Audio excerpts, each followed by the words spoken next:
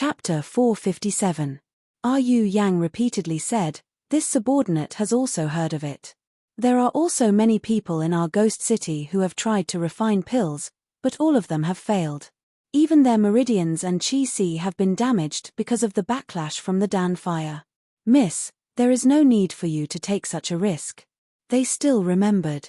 Back then in Xi'an, Muyan's alchemy caused a big explosion. It practically blew up the entire courtyard of Junji Drugstore. At that time, Mu Yang and Xiao Bao were lucky, so they weren't injured. But what if he was really injured? What's more, they really feel that the special drafts that Muyan refines are much more powerful than those pesky elixirs. Haven't you seen those people in the ghost city? When they hear about the pre-celestial filter of barrier breaking, they don't even care about Shilanling. He directly trampled on that so-called Shishenzi's face to the core of the earth. As soon as Yu Yang thought of that scene, she felt incomparably carefree. Mu Yang's gaze sweeps over everyone present, unhurriedly saying, do all of you think that I can't refine an elixir? Without waiting for anyone to speak, she stood up. Her sleeves fluttered lightly, and her smile was seductive and languid. Since all of you think that I can't do it, then I have to succeed no matter what. Then, under the shocked gazes of the crowd, he turned around and left. Everyone looked at each other and were unable to recover from their shock for a moment. Miss is so obsessed with alchemy. Are you jealous? Yes, definitely. After all, that Shilanling keeps saying that she can refine pills and can help the son-in-law. Her face is too ugly. But that's alchemy. Without the pill condensation secret method, it's impossible to succeed, right? Yeah. In the Yenwu continent, no one has ever succeeded without using the secret method of core condensation. Yang Haotian, who had been silent all this while, lowered his eyes slightly. He was definitely the one who had been by Muyan's side the longest. Therefore, no one knew better than him how many miracles this delicate and beautiful young lady had created. Would a miracle really not happen this time? Mu Yang returns to her room.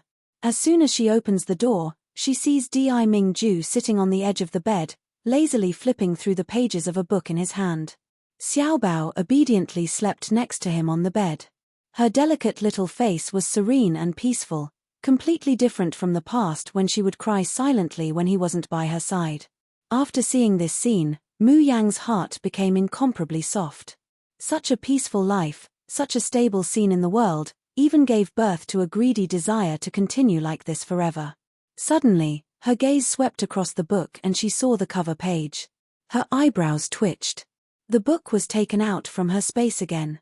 But how did this man manage to take it out of her Tian Mo-chin's space? Or rather, how did this man know that she had such a space? What if they knew about the existence of the space, the secret of the Tian Mo-chin and the Shun musicians? Did he find out as well? Bailey Yinlu once said that the Shun musicians are an existence that the three realms can't wait to eliminate. If Di Mingju knew of her identity as a descendant of the Shun musicians, would he also want to get rid of her? However, Mu Yang immediately denied her own answer. Because from Bailey Liuin's notes, Mu Yang knows that portable spaces are everywhere in the Shoshan continent. But Tian Mo-chin has the secret of space. Even in the god musicians, only a few people know about it. Chapter 458. Seeing that the girl seems to have gone silly after entering the door, she blankly stands in the doorway, refusing to come over. Jun Shong, who has been concave all this time, finally couldn't bear it anymore. He lifts his eyes and says, "Come here." The man's voice is low and husky, with a magnetism that can make people's ears pregnant. Muyan's heart is like a zither string, lightly plucked by someone, numb and itchy. Her feet uncontrollably walk towards the man. When she's less than half a meter away from Di Mingju, her wrist is suddenly grabbed, and she's pulled in her dreams. Her whole body falls into a wide and warm embrace. The man's unique scent hits her in the face. Muyan feels that she's really bewitched just now. How can she just obediently walk into a trap when he says to come over? Let go. Before she could finish speaking, her little mouth is already blocked. Her body that wants to escape is firmly imprisoned. A big hand firmly clasps her slender waist, and the other hand presses the back of her head. With a deep kiss, his slender fingers brushed against her hair bun. Long hair falls down, and the 5 fingers pass through the silky hair like a waterfall, gently caressing the back of her neck. With infinite ambiguity and lingering. After a long time, Muyin is released, gasping for breath. She fiercely glares at the man who's getting more and more shameless, who allowed you to move your hands and feet. The man's deep voice reaches her ears. Ben Jun didn't move his hands and feet, Ben Jun moved his mouth. You. Can he be even more shameless?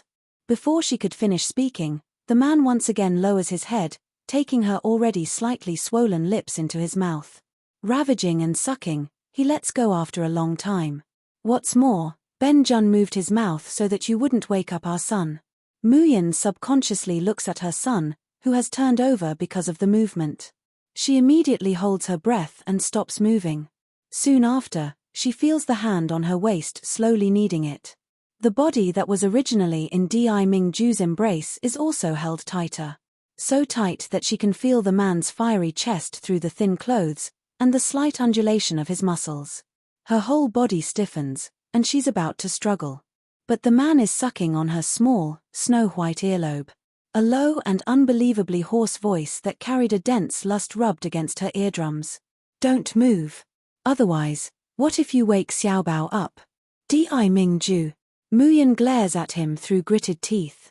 However, she was met with the man's doting, affectionate, and dark eyes that were as deep as the ocean. It's getting late.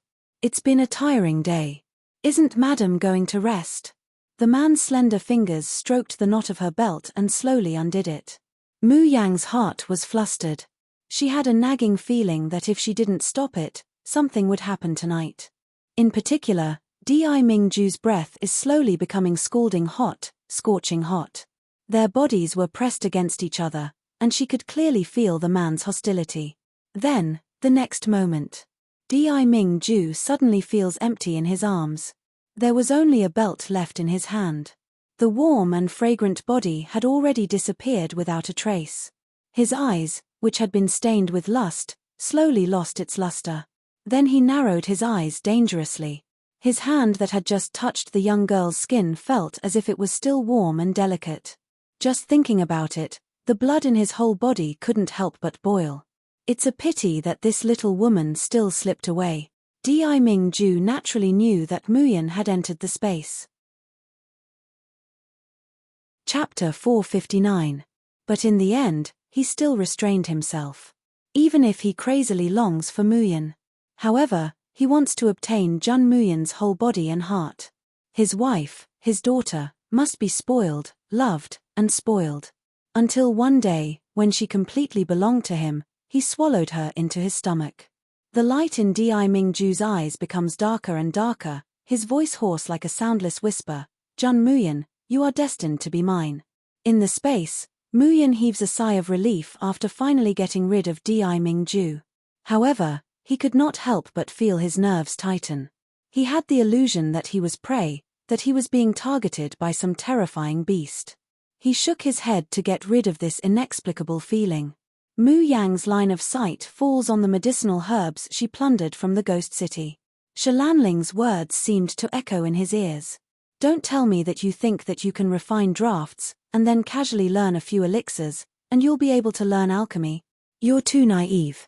If you really need elixirs, just tell me, I will definitely refine them for you personally. Mu Yang slowly narrows her eyes, looking very unhappy. Hehe, isn't it just refining pills? She did not believe that she could not do it. The alchemy cauldron was propped up and the alchemy fire blazed. The herbs were sent into the furnace bit by bit. Under the urging of the profound qi, it began to melt. However, when she's condensing the pill, Muyin's movements become hesitant. Because the last time, she had failed here. Just as he was hesitating, a snow-white ball suddenly rolled towards his feet. The fat rabbit raised its head and stared excitedly at the pill furnace with its shiny Mungbin eyes. His eyes were filled with greed and hunger. It was as if Muyin was cooking some rare and delicious treasure. Mu Yang is no stranger to the fat rabbit's behavior. Previously, when he used the spring snow skill to refine drafts, the fat rabbit would often come here to eat and drink, especially the innate filter of barrier breaking, which was almost its favorite. Often, without waiting for Mu Yang to react, he would grab it and drink several bottles. Thinking of the price of the pre-celestial filter of barrier breaking, Mu Yang can't wait to turn this fat rabbit into stir-fried rabbit meat. So this time, Mu Yang doesn't care about it. Instead, he intended to circulate his profound qi and urge the melted medicinal herbs to condense. However, just as she was about to inject the profound qi into the furnace, the fat rabbit bumped into him heavily. Howl. The fat rabbit lets out a howl that doesn't belong to a rabbit at all. The Mung Bin looks at Muyan with an expression that is very resentful of iron for not becoming steel. Idiot, you already have spiritual power, why are you still using qi to refine pills? Using profound qi to refine pills, how could it possibly succeed? Muyan stares blankly, then suddenly realizes, you're saying that I won't be able to condense a Dan by doing this. The fat rabbit nodded its fluffy white head. Indeed, she had tried to condense the pill with her profound qi before, but she was unable to succeed. But if she didn't use qi to condense the pill, and she didn't have the secret method of condensing the pill, how could she condense the pill? The fat rabbit was about to die of anxiety. This stupid woman clearly has a body full of treasures, but she actually didn't think of using her spiritual power. That was the moon spirit root, the moon spirit root. What else could be purer and more concentrated than the moon spiritual root? Mu Yang spreads out her slender snow-white hands, and the power within her body slowly revolves.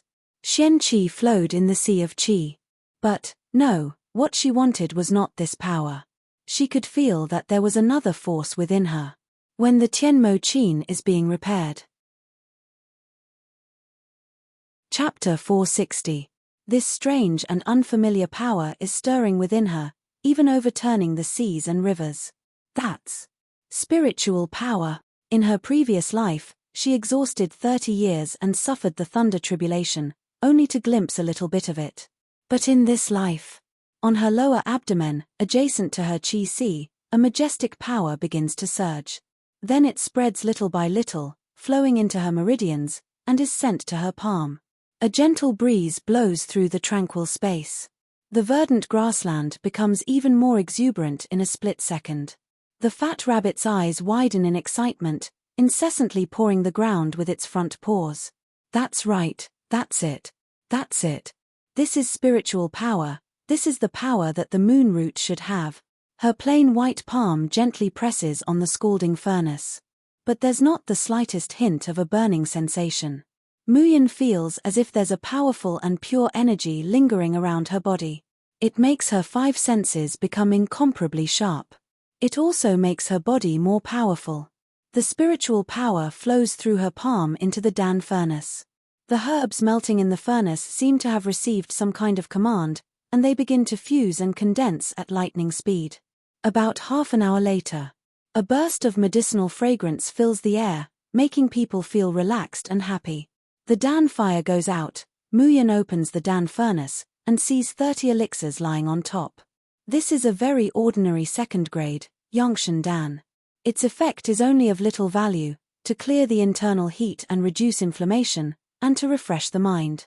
But elixirs are elixirs after all, and this kind of, Yongshan Dan, can't be bought in ordinary pharmacies. If they were to be auctioned in the Ghost City, one could be sold for tens of thousands of gold coins. According to the memories of Muyan's previous life, an alchemist can only refine 10 of these second-grade elixirs at a time. But she actually managed to refine 30 of them. Muyan picks up an elixir and carefully examines it, a contented smile hanging on the corner of her mouth. Now, let's see who still dares to say that she can't refine elixirs. She's in a very good mood, and she doesn't even mind the fat rabbit stealing a bite. She directly tosses 3 to it. As a result, a scene that makes her dumbfounded happens. The fat rabbit pushes the 3 elixirs with its front paws, and actually flings them far away. Mung Bin's eyes reveal a look of disgust. For a long time, Muyan hasn't recovered from the fat rabbit's disdain. But that wasn't right. The fat rabbit is eager to drink the draught that she refined. Why would he despise the more expensive pills? Ding ling dong long. She suddenly hears the sound of the Tianmo Qin. Muyan turns her head to look, only to find that the fat rabbit has jumped onto the Tianmo Qin at some point, and is constantly strumming the strings with its claws. An eager expression appeared on his face. In a split second, Muyan's mind is suddenly enlightened, as if a blessing has come to her mind. She understood. What the fat rabbit wants isn't ordinary drafts or elixirs. Instead, it's a draft or elixir refined using the skills of a Shun musician. What was the difference between the two? Just by looking at the drafts that Chen Qingfeng is able to refine after receiving her guidance, and the special drafts that she refines, the difference in price that he can sell at is very clear. At this time, Muyan also suddenly remembered. After the Tianmo Qin has been repaired and the Shun musician skills have been upgraded. There is indeed a Shun musician skill related to alchemy that has been unlocked. Cloud birth and sea binding. Muyan slowly walks to the side of the fat rabbit, grabbing its collar and picking it up. She has a smile that isn't a smile.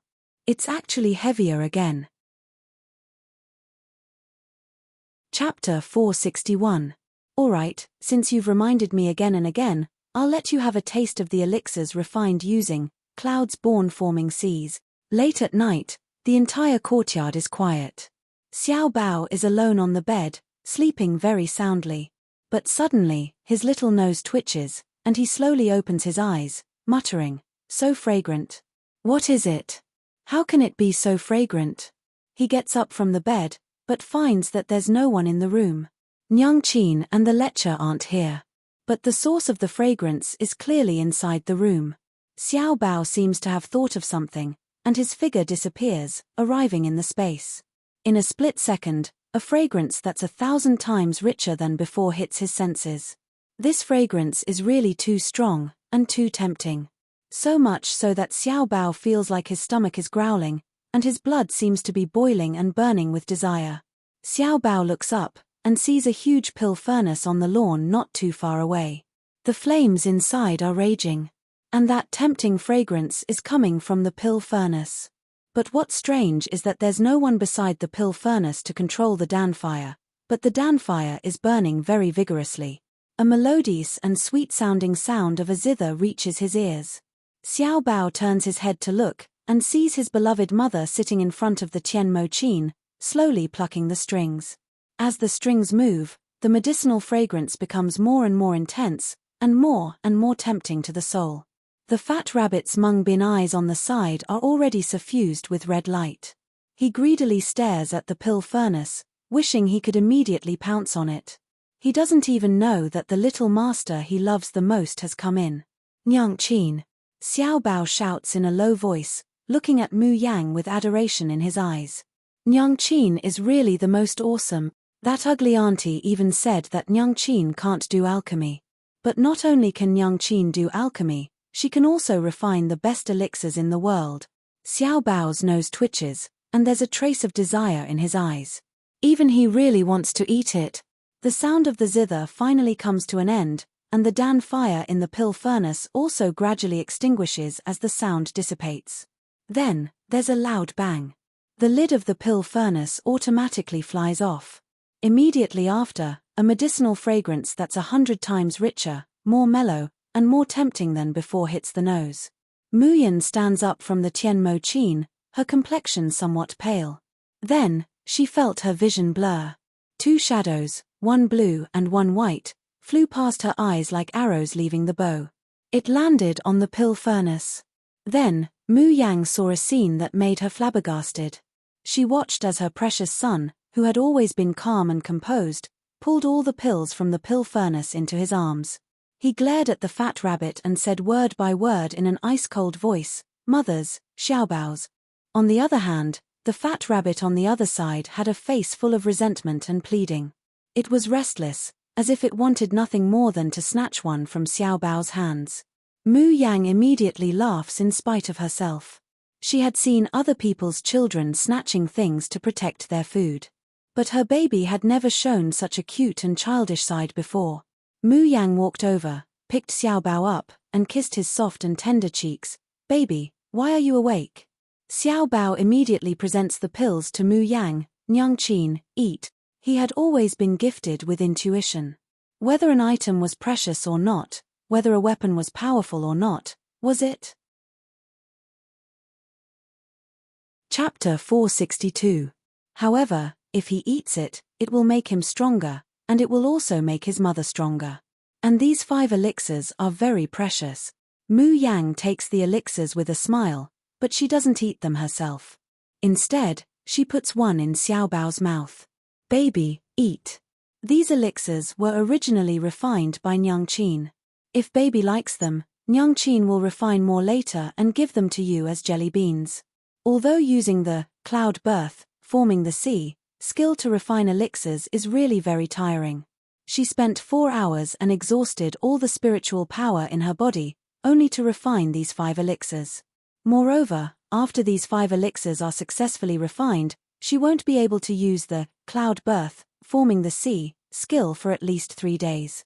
Xiaobao's big eyes flicker, his cheeks bulging, and he swallows the elixir. Then he reaches out to embrace Mu Yang's neck and gently kisses her on the cheek, his little face revealing a bashful expression. Enchantress is really good to him. Xiaobao loves Enchantress the most. Baby, Enchantress was able to successfully refine the elixirs this time. In fact, it's all thanks to the fat rabbit. Mu Yang gently strokes his hair, her voice is soft and her smile is sweet. Baby, shouldn't you also thank the fat rabbit? Xiaobao thinks for a moment, then he struggles to jump down from Mu Yang's arms. Then he takes out 2 elixirs and brings them to the fat rabbit's mouth. I'm sorry, Bunny.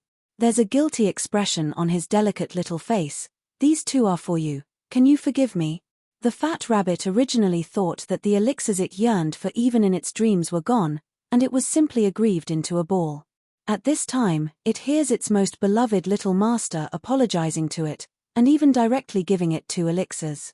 It immediately jumps 3 feet high in joy. Then it turns into a furry ball and rolls into Xiaobao's arms. Its pink tongue licks Xiaobao's little hand, making whimpering sounds like a spoiled child. The 2 little guys happily play together. It's as if the unpleasantness just now never happened. However, not long after swallowing the elixirs, the 2 little ones fall asleep in a daze. On the other hand, Xiaobao and the fat rabbit's bodies emit a sparkling light, enveloping their whole bodies. Especially Xiaobao, those fluorescent lights seem to have fused into his blood vessels and bones, washing them over and over.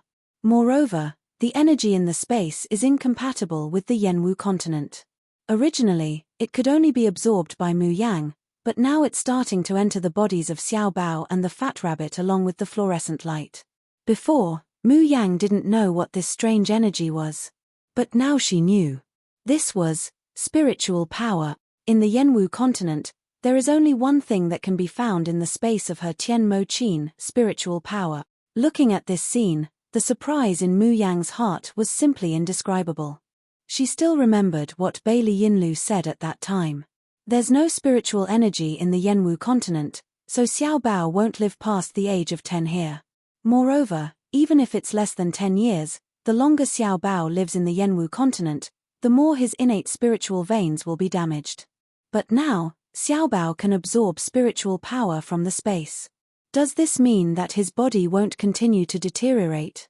Mu Yang was about to use her spiritual power to examine Xiaobao's physical condition. Suddenly, a clamor came from outside the space. Miss, are you inside? Oh my God, what is this smell? Why is it so tempting? Miss, are you all right? Chapter 463. As soon as the door opens, a group of people enter in a single file.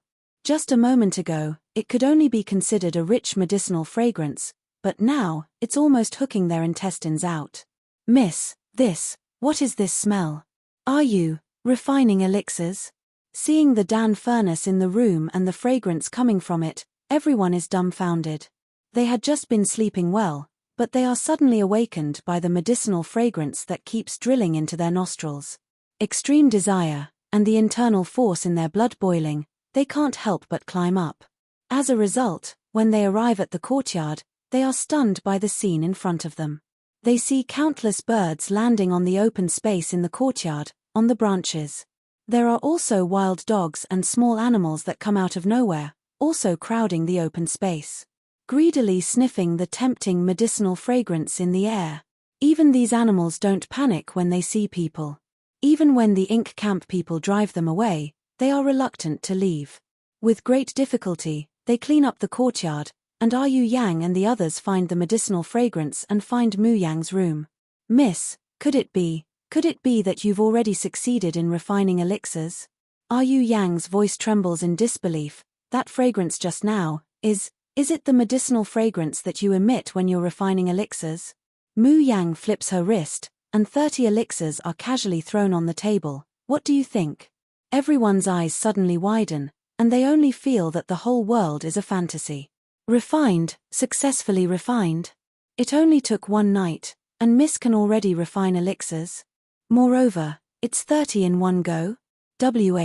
When did refining elixirs become so easy? Also, what was that strange fragrance just now? Would refining elixirs emit such a tempting fragrance?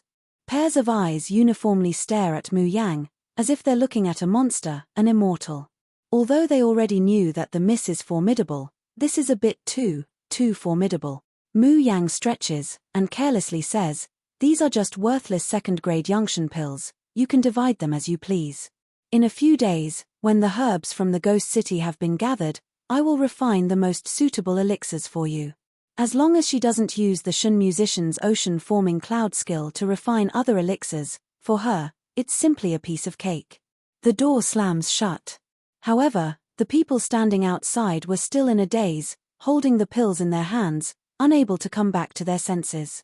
In the past, they could casually drink draughts that other people yearn for even in their dreams. In the future, they would be able to eat medicinal pills that others yearned for even in their dreams. Why was this life so dreamy? Just as Yang Haotian was about to leave, he was suddenly grabbed by a pair of soft hands. His body stiffened. He wanted to retract his hand, but he heard Feng Haitang's gentle voice in his ear. "Haotian, thank you for letting me live. Thank you for letting us meet the young miss and follow her. In this life, even if you are unwilling to forgive me or accept me, I, Feng Haitang, will have no regrets." Yang Haotian felt his heart tremble violently. Then, he struggled free from Feng Haitang's hand and left in a sorry state. Feng Haitang looked at his back and slowly smiled. But as she smiled, she couldn't help but tear up. 3 days later, news came from the ghost city that the rest of the herbs had arrived. Ying Mai and Han Yi are about to go to the ghost city to get the herbs. Chapter 464. I'm not going. Xiao Bao struggled angrily. I made plans with my mother to go shopping. Di Mingju slightly narrows his eyes, his expression unkind. Little guy, don't push your luck. You've already forcibly occupied your mother for many days. Today, it was his turn to monopolize Yang Yang. No way. Mother likes to go shopping with Xiao Bao. Bastard, let me go. Han Yi smiles along, but he doesn't dare to let go of her. Little master, look, it's not bad for us to stroll around the ghost city. Before he could finish his words, a white shadow suddenly rushes out and grabs Han Yi. Han Yi is caught off guard, and his hand loosens. Xiao Bao immediately catches the rabbit that has fallen from the air and rushes towards Mu Yang's house. As he ran, he didn't forget to shout, "Bun Bun, well done, awoo." It loved little master's praise the most. Unfortunately, he hasn't even run 2 steps when Di Mingju grabs him by the collar. Xiao Bao glared at him. But he hears Di Mingju say unhurriedly, "Do you want your mother to give birth to a little sister to play with you?" "Little girl?" Little Treasure was stunned, and he blinked his big eyes. A little sister who looks like her mother, she must be very, very cute. If Xiao Bao became an older brother, he would definitely give all the good food and fun things in the world to his little sister. He hesitantly looks at Di Mingju, and hesitantly nods. Di Mingju's grave and stern face reveals a faint smile. "If you want Mai, then be obedient and don't disturb me and your mother. This way, you can see your sister earlier, understand?" He tosses the somewhat confused Xiao Bao and the fat rabbit to Han Yi, and turns around to leave. Han Yi holds the hand of the well-behaved little master, very much wanting to cover his face and lament. "Jun Shong, does Miss Jun know that you're so shameless as to trick the little Gongzi?" Ghost City. Han Yi is responsible for guarding the little master, as well as that very restless fat rabbit that wants to rush into the beast-fighting coliseum. Ying Mai is responsible for getting the draft. However, an hour passed and Ying Mai did not return. 2 hours passed, but Ying Mai still hadn't returned. Han Yi starts to feel like he's sitting on pins and needles, constantly pacing back and forth in the room. What's going on? Little Shadow had already been gone for 2 hours. Why wasn't he back yet? Wasn't it just taking some medicinal herbs? How could it take so long? Did something happen to Little Shadow? Xiaobao glanced at him and said indifferently, "Big sister Ying Mai is stronger than you." But. Han Yi talks for a long time, but he can't go on. Ying Mai was indeed stronger than him, but for some reason, he felt uneasy today. He had a feeling that something might happen to Little Shadow. "Little Master, wait here for a while, I'll go look for Ying Mai." "You? Will it be dangerous for you to be here alone?" Han Yi is very hesitant. He's worried about Ying Mai, but he's also worried about leaving Xiaobao here by himself. Little Treasure's expression was calm, and his blue eyes carried a natural dignified aura that made others unconsciously trust him. "Of course I won't be in danger. The drafts and elixirs that Nyang Qin gave me, Xiaobao has them all with him. Ever since they were chased by the people of Jin Wangfu last time. Mu Yang prepared all kinds of drafts for Xiaobao to save people and kill people. In addition, Xiaobao's cultivation has advanced by leaps and bounds under Di Mingju's guidance. Even a Xiantian expert would not be able to do anything to him. In the worst-case scenario, he still has the fat rabbit in the ghost city, adjacent to the beast-fighting coliseum." Chapter 465. The one who should be worried is this somewhat stupid Uncle Han Yi in front of her. "The drafts and elixirs that Nyang Qin refined, do you want to bring some?" Xiaobao asks earnestly.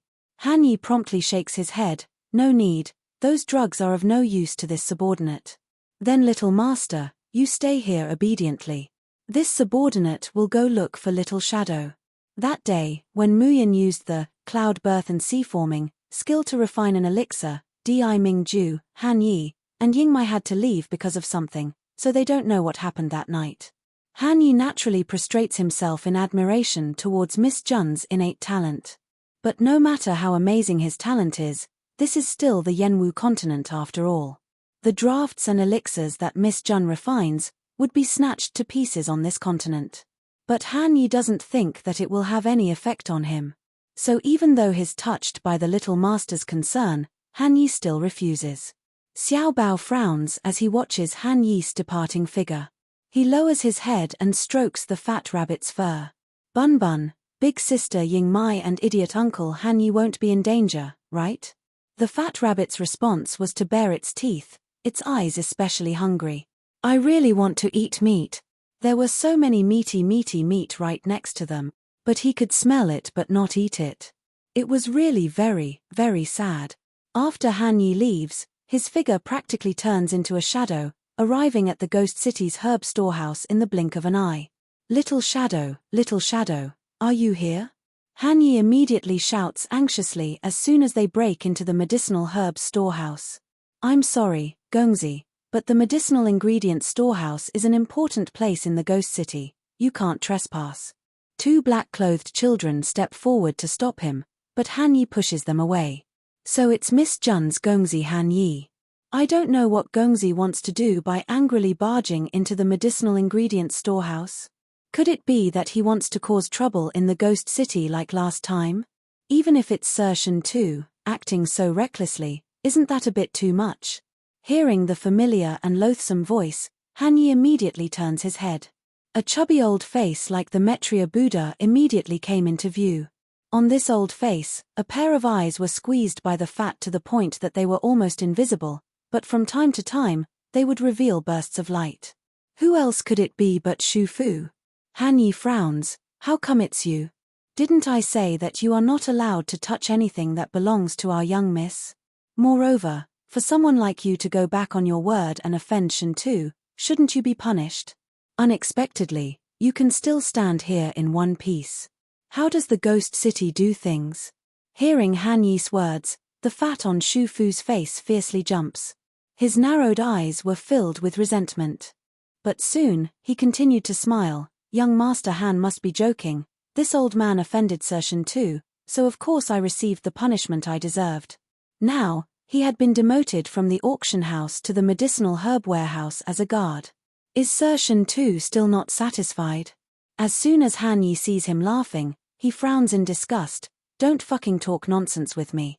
I'm asking you, there was a black-clothed youngster who came here to collect herbs. Where is he now? Did you hide him? Chapter 466. Impossible. Han Yi's voice almost blurts out.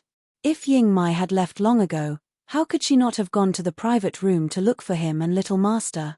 Even if Ying Mai could leave him alone, it was impossible for her to leave Little Master behind. You're lying. Han Yi's figure flashes, and he suddenly grabs Shu Fu's collar, lifting him up high. Speak quickly, where is Ying Mai? What did you do to her? If you don't say it, don't blame me for being impolite. I really don't know. Young Master Ying Mai has really left. Shu Fu cried out in fright. Maybe young Master Ying Mai found it interesting when he passed by the Colosseum, so he went in to take a look. Why don't you go to the beast-fighting Colosseum to take a look? Han Yi suddenly grabs him and throws him to the ground. Shu Fu let out a painful groan. Then, his chest was stomped hard, and the sound of bones breaking could be heard. I'm warning you, you better not play tricks with me. If something really happens to Ying Mai, I'll make you beg for death. Shu Fu was in so much pain that his head was drenched in cold sweat. Tears and mucus flowed down his face. Young Master, spare me. If you don't believe me, this subordinate can take you to various places in the ghost city to find it. The uneasiness in Han Yi's heart becomes thicker and thicker, deeper and deeper. Especially when he had suppressed Shu Fu and searched every corner of the ghost city, but he couldn't even find the shadow of Ying Mai. Young Master Han, I just told you, didn't I? Young Master Shadow Charm had long since left. Maybe he has already gone home? Han Yi can no longer control the panic and ruthlessness in his heart. He clasps Shu Fu's neck, tightening it bit by bit. I don't believe a word of your nonsense. Since you're not willing to tell the truth, there's no point in keeping you alive. Ka-la, the sound of throats being crushed could be heard. Shu Fu sees the undisguised murderous intent and cruelty in Han Yi's eyes, and the fear in his heart finally surges. Don't kill me. I'll talk. Cough cough cough cough cough. Han Yi loosens his grip and ruthlessly kicks Shu Fu's abdomen, his eyes indescribably gloomy and cold. Speak, where is Little Shadow? What did you do to him? No, it's not me, cough cough, it's. Before Shu Fu could finish his words, his eyes abruptly widened, and a horrified expression appeared on his face. He then slowly lowered his head and looked at his abdomen. On his round abdomen, there was a gleaming sword blade piercing out. There was blood, yellow greasy fat, and intestines hanging out. It was incomparably disgusting. Shu Fu turned his head stiffly and saw the two people standing behind him. His face was filled with unspeakable indignation and hatred. Black Ghost Envoy, White Ghost Envoy, I'm so loyal to the King of Hell. Why, bang! His fat body fell to the ground, completely dead. Trash, you can't even handle such a small matter. What qualifications do you have to stay in the ghost city? Han Yi doesn't give Shu Fu's corpse another look, but looks at two people not far away. One of them was dressed in white and the other in black. Their clothes were embroidered with ghost heads using silk threads of opposite colors. Han Yi recognizes that these two are the black and white ghost emissaries. Strictly speaking, the black and white ghost envoy is not a member of the ghost city. Instead, he is the personal confidant of every ghost city's King of Hell. Han Yi coldly looks at them. Did you take Ying Mai away? What do you want to do? Chapter 467. Are you talking about that handsome and unruly youngster? The one who took him away is our King of Hell. The white ghost envoy sticks out his tongue and licks his lips. It's his honor to be taken away, because our great King of Hell has taken a fancy to him. Han Yi's pupils suddenly contract, a dense killing intent pervades his whole body. What, did you say? The black ghost envoy sneers. What are you making such a fuss about? It's his great honor to be favored by our King of Hell. What's more, what's the use of being anxious? King of Hell has already taken him away for half an hour. I'm afraid that what should be done has already been done. Ha ha ha, I'll kill you. Han Yi's figure flashes. He clearly doesn't have a sword in his hand, but he slashes down from the air. The Black Ghost Envoy's complexion greatly changes, screaming and retreating. Both of them have pre-celestial cultivation, and their cultivation methods are of the same origin. Cooperating with each other, they can exert 4 to 5 times the power. Even a high-level pre-celestial can only obediently kneel in front of them. The two originally thought that dealing with Han Yi would be a simple matter. They didn't expect that after a few exchanges they feel the great fear of their lives being threatened. A quarter of an hour later, Han Yi has one hand on the Black Ghost Envoy's neck, and the other holds the long sword against the White Ghost Envoy's heart. His eyes are as cold and severe as an Azura from hell. It's completely different from his usual mischievous appearance. Speak, where is Ying Mai? How did you do it to him? Based on his ability, how could that bullshit King of Hell of yours control him? At this time, Han Yi has slowly calmed down. Even if Ghost City's King of Hell's cultivation is certainly very high, who is Ying Mai? He's an immortal from the cultivation continent, an outstanding figure that people look up to in the polar domain. How could he be schemed against by a mere Yenwu continent's King of Hell? Our King of Hell is omnipotent. The Black Ghost Envoy shouts, as long as our King of Hell wants it, there's nothing we can't get. That's right, in the Yenwu continent, our Wangjiang city's King of Hell, Xianji, is even more famous than the Ghost Emperor. Han Yi's movements suddenly stop, his face revealing a shocked expression. Xianji? That's right, it's our great King of Hell Xianji. That shadow demon has fallen into the hands of our Yama King. It's impossible for him to escape unscathed. Ha ha ha, but isn't this also his good fortune? Who knows, he might already be infatuated with our King of Hell. The veins on Han Yi's hand that is gripping the sword are bulging. Xianji. The King of Hell of Wangjiang City was actually Xianji? Was it the Xianji he knew? If it was Xianji, and that little shadow fell into his hands, Han Yi's hands begin to tremble slightly, the fear and eagerness in his eyes almost overflows. When Ying Mai woke up, she felt that she had no strength left in her body. She wanted to circulate the spiritual energy in her body, but it was as if all the spiritual energy in her body had been sucked dry. She frowned and turned around to look around, only to discover that she was in an unfamiliar stone room. She was sure that she had never been here before. What was going on? She was obviously choosing the herbs that Miss Jun wanted. However, he suddenly felt dizzy and lost consciousness. But how could this be possible? It's reasonable to say that the drugs of the Yenwu continent shouldn't have any effect on her. Chapter 468. Just then, she hears the voices of a man and a woman. With the sound of footsteps, they're getting closer and closer to her. Ying Mai promptly closes her eyes. Soon after, she hears a familiar voice. It's just an insignificant servant by Jun Muyan's side, and a man at that. It's really unexpected that he could make you, King of Hell, muster such a large force. Now, it seems that this servant's appearance isn't that great. This voice, it's Shalanling's. Could it be that the one who schemed against her was this woman?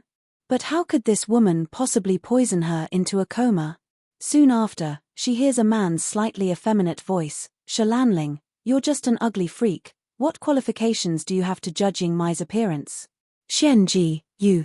Alright, we're only in a cooperative relationship. I'll provide you with the prescription, and you refine the elixir for me. As for other matters, it's not up to you to manage. The room is quiet for a moment, filled with the sound of Shalanling's heavy breathing. After a long while, she grits her teeth and says, since you know that we're in a cooperative relationship, you should understand that I've already accomplished what you wanted me to do. You should understand that I've accomplished what you wanted me to do, but I haven't done what you promised me. It's just Jun Muyan's life. The man's voice is full of disdain. Rest assured, she's just an insignificant mortal. Ben Wang will hand her over to your hands sooner or later. You can humiliate her, you can hack her into pieces. Shalanling takes a deep breath. Also, Get rid of Jun Muyan's little bastard for me as well. When the time comes, I want Jun Muyan to personally see me and her man kiss each other. I'll also chop that little bastard into minced meat, and feed it to her with my own hand. As long as Jun Muyan and that little bastard are gone, Di Mingju's gaze will definitely be on her. Then, Di Mingju's gaze will definitely fall on her. At that time, that godlike man will definitely be hers. Hehe, a woman's heart is truly the most poisonous. The man lets out a sinister laugh. Soon after, Yingmai feels him sitting down by her bed. Soon after, a cold, sweaty hand touches her face. That kind of disgusting touch makes Yingmai almost unable to restrain herself from chopping off his hand. She heard the man's heavy breathing and sharp voice, only you are different. Hehe, after so many years, you haven't changed at all. Shi Lanling hatefully said, it was Jun Muyan, that slut, who humiliated me first.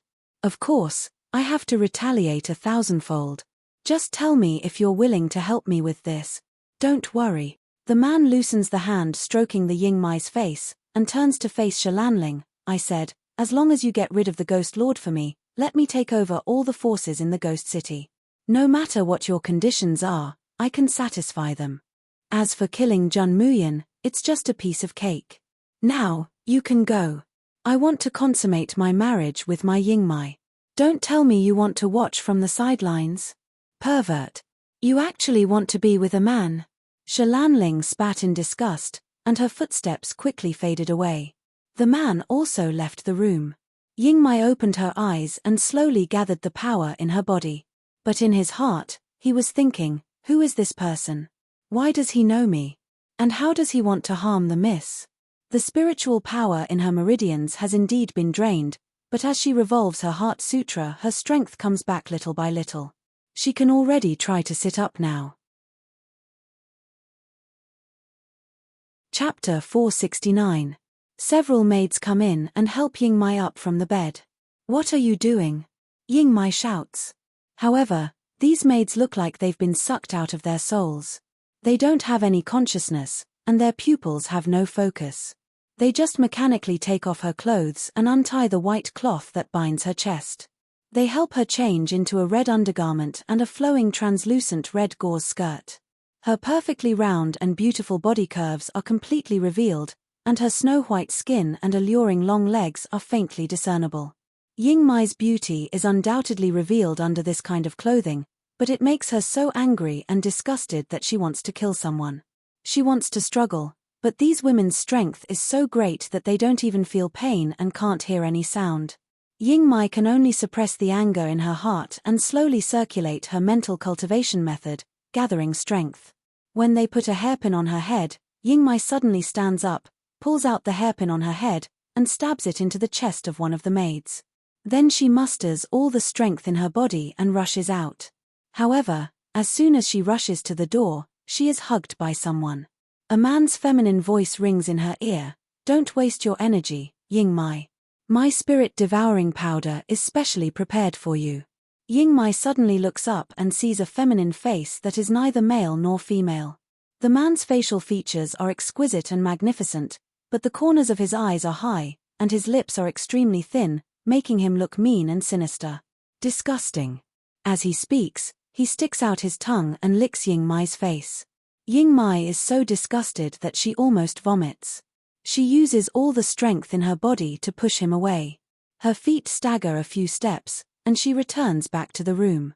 Her sharp gaze fiercely stares at the man. Even if there is no spiritual power in her body, she gradually fills the air with a cold killing intent. This killing intent caused the seemingly unconscious maidservants in the room to instinctively shiver.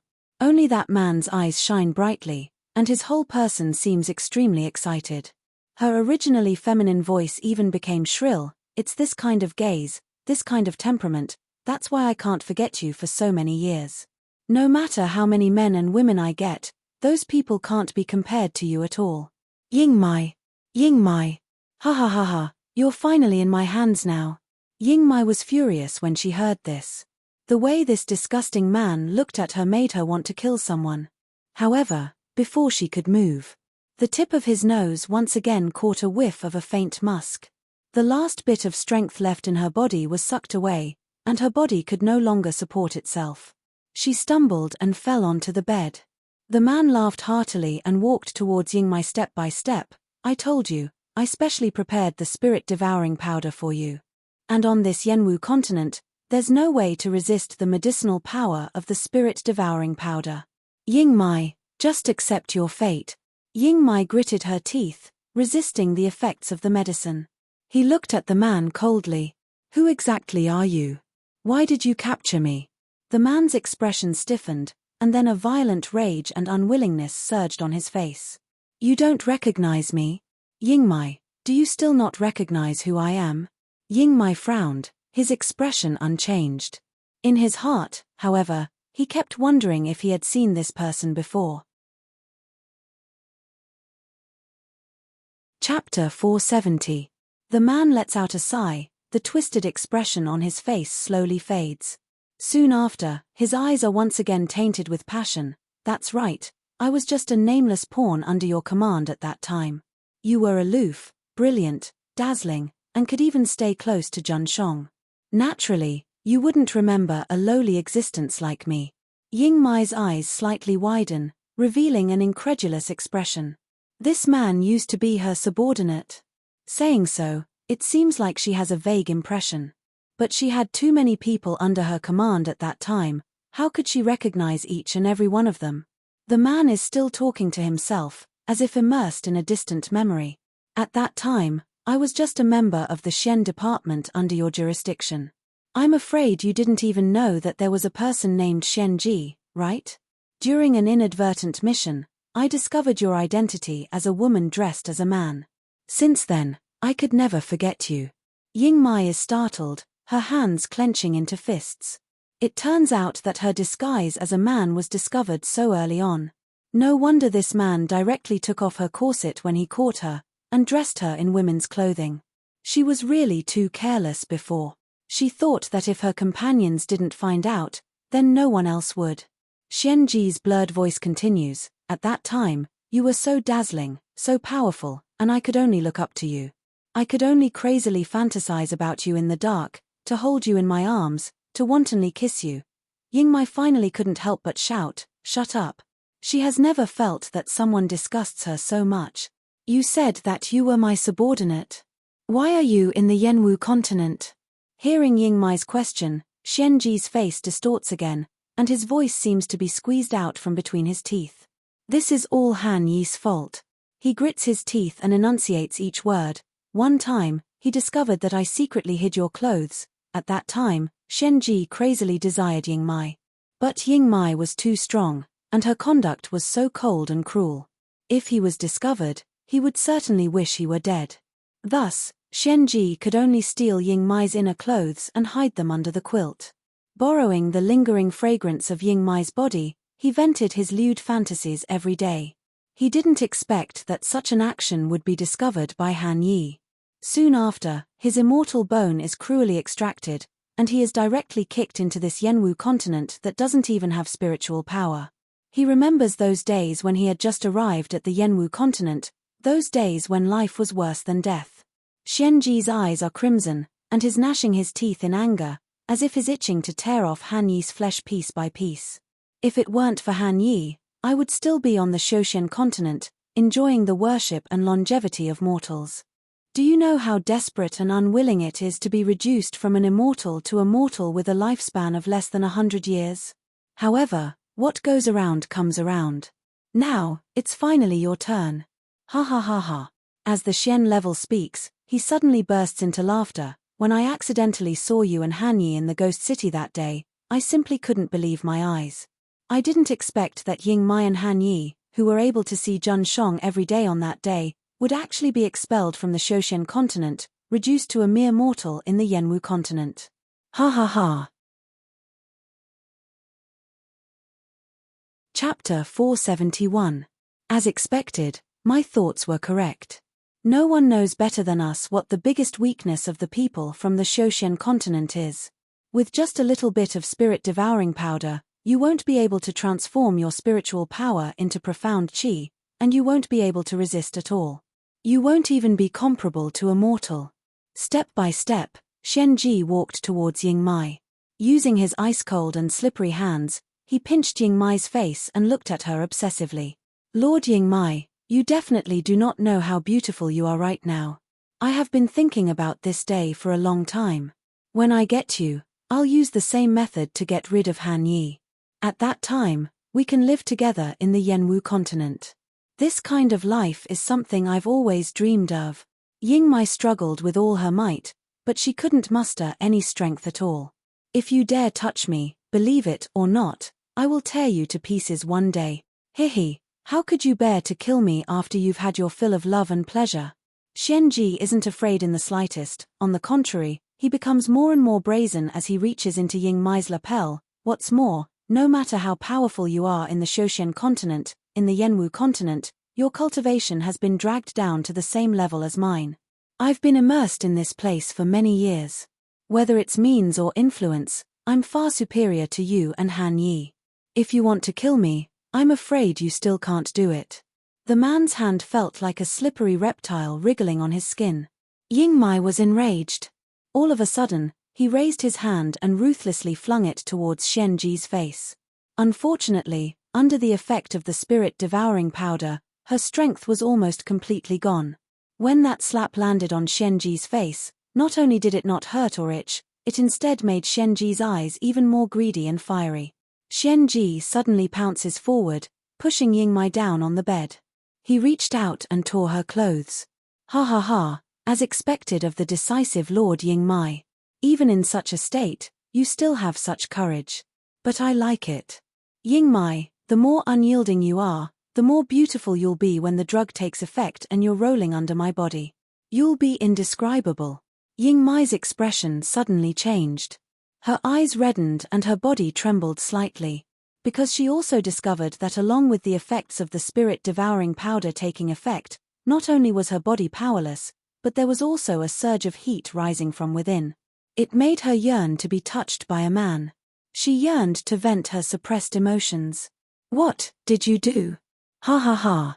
It's just that when Shalanling was refining the spirit-devouring powder, she added some interesting herbs into it. What? Lord Shadow Charm can't take it anymore? Don't worry, this subordinate will definitely serve you well. I will make sure that you will never be able to leave this subordinate ever again. There was a tearing sound. Ying Mai's outer clothes were torn off. Her originally thin clothes were only left with a thin gauze. Her alluring snow-white skin and curves were faintly discernible. Xianji's eyes were crimson red, and his breathing was as rapid as a bull's. He stared at Ying Mai's chest and swallowed his saliva. Then, he reached out with a trembling hand and touched her chest. Xianji, I, Ying Mai, swear, the day I escape, I'll make sure you die without a burial ground. Ying Mai's eyes were dyed red with hatred and humiliation. Chapter 472. However, all of her strength has been drained, and she can't even move her fingers, let alone bite her tongue to commit suicide. Her body even betrays reason and hatred, longing for a man's touch. When Xianji's hands tear off the gauze, the ear-piercing tearing sound finally makes Ying Mai unable to bear the despair and humiliation. Tears slide down from the corners of her eyes. Seeing her tears, Xianji becomes even more excited, his whole body trembling with excitement. Previously, when I was dreaming, I longed for the appearance of the great Ying Mai Daren under me, crying and begging. I used to hate Han Yi for removing my immortal bone and expelling me from the Shoshen continent. Now, I want to thank him instead. Ha ha ha. Saying that, he clasps Ying Mai's lower jaw, intoxicated as he bends over to kiss Ying Mai's lips. It's just that Xianji still hasn't tasted the fragrance that he yearns for even in his dreams. Suddenly, he hears a tremendous roar. Immediately after, the entire basement shakes violently, dust and gravel rustling down from above. What's going on? Xianji suddenly stands up from the bed. Just as he's about to call someone in, he sees a flash of light before his eyes. Then a powerful force comes from in front of him, and his whole body flies out upside down, heavily hitting the wall. An intense pain comes from his internal organs, as if they're overturning rivers and seas. Xianji can't help but spit out a mouthful of blood. But just as he struggles to stand up, he's grabbed by the neck, then ruthlessly thrown to the ground. Xianji lets out a pained howl, but before he could resist, a foot steps on his chest, and his ribs make a shattering sound. Aya, the fragments of his ribs pierce his internal organs, making him almost wish he was dead. Soon after, a familiar face that he loathes day and night slowly appears in front of him. Han Yi. Xianji's lips tremble, and he spits out 2 words. Then he's ruthlessly slapped in the face. In the Shoshian continent, I gave you a way out, but obviously, I was wrong. What are you? You actually dare to covet Yingmai. Speak, what did you do to Yingmai? If you dare to touch her, I'll peel off this layer of skin from your body. For the first time, Han Yi's usually adorably stupid and frivolous face doesn't have the slightest expression. The chilling killing intent emitted from his entire body caused Xianji's pupils to suddenly contract. His memories seemed to have returned to many, many years ago. In that distant Shoshian continent, the pain and despair of having his immortal bone stripped away was the humiliation of being as low as a speck of dust when he faced Han Yi. That's right, what he feels towards Han Yi isn't hatred, but a bone-deep fear. He originally thought that Han Yi and Yingmai had been banished to the mundane world. When he faces Han Yi again, he'll definitely be able to hold his head high. But at this very moment, Han Yi is just standing in front of him, and is so terrified that he completely forgets how to scheme against him. Even his body is trembling uncontrollably. Han Yi's eyes and voice are bone-chilling. Fine, if you don't want to tell me, then tell me, where do you want me to start peeling off your skin? How about the top of your head? Han Yi turns his wrist, and a dagger appears in his palm. The cold light of the blade slowly descended towards the top of Xianji's head. Han Yi. A low gasping voice comes from behind. Han Yi's movements stop, and he abruptly turns around. Little shadow? Chapter 473. Little shadow, you're here. Han Yi calls out in pleasant surprise, no longer paying attention to Xianji. He pounces over. I didn't sense your spiritual power fluctuations, so I thought that this guy had hidden you. Little shadow, how are you? Not. Han Yi's voice is like a rapid waterfall that is suddenly cut off. The expression on his face is also completely frozen. His eyes are straight, unblinkingly staring at the girl who is struggling to get up from the bed, unable to move away. That's right, a girl. Even if Han Yi is a fool, he can still be sure that the person getting up from the bed is a woman. Long jet black hair, like a waterfall, draping over her snow-white shoulders. The clothes on her body are torn and tattered, and even the red doo-doo is hanging halfway down. The snow-white rabbit is undulating, and the pink dogwood is faintly discernible. Long, straight legs, softly hanging over the edge of the bed. Han Yi's stiff gaze slowly moves up along the smooth and slender calves.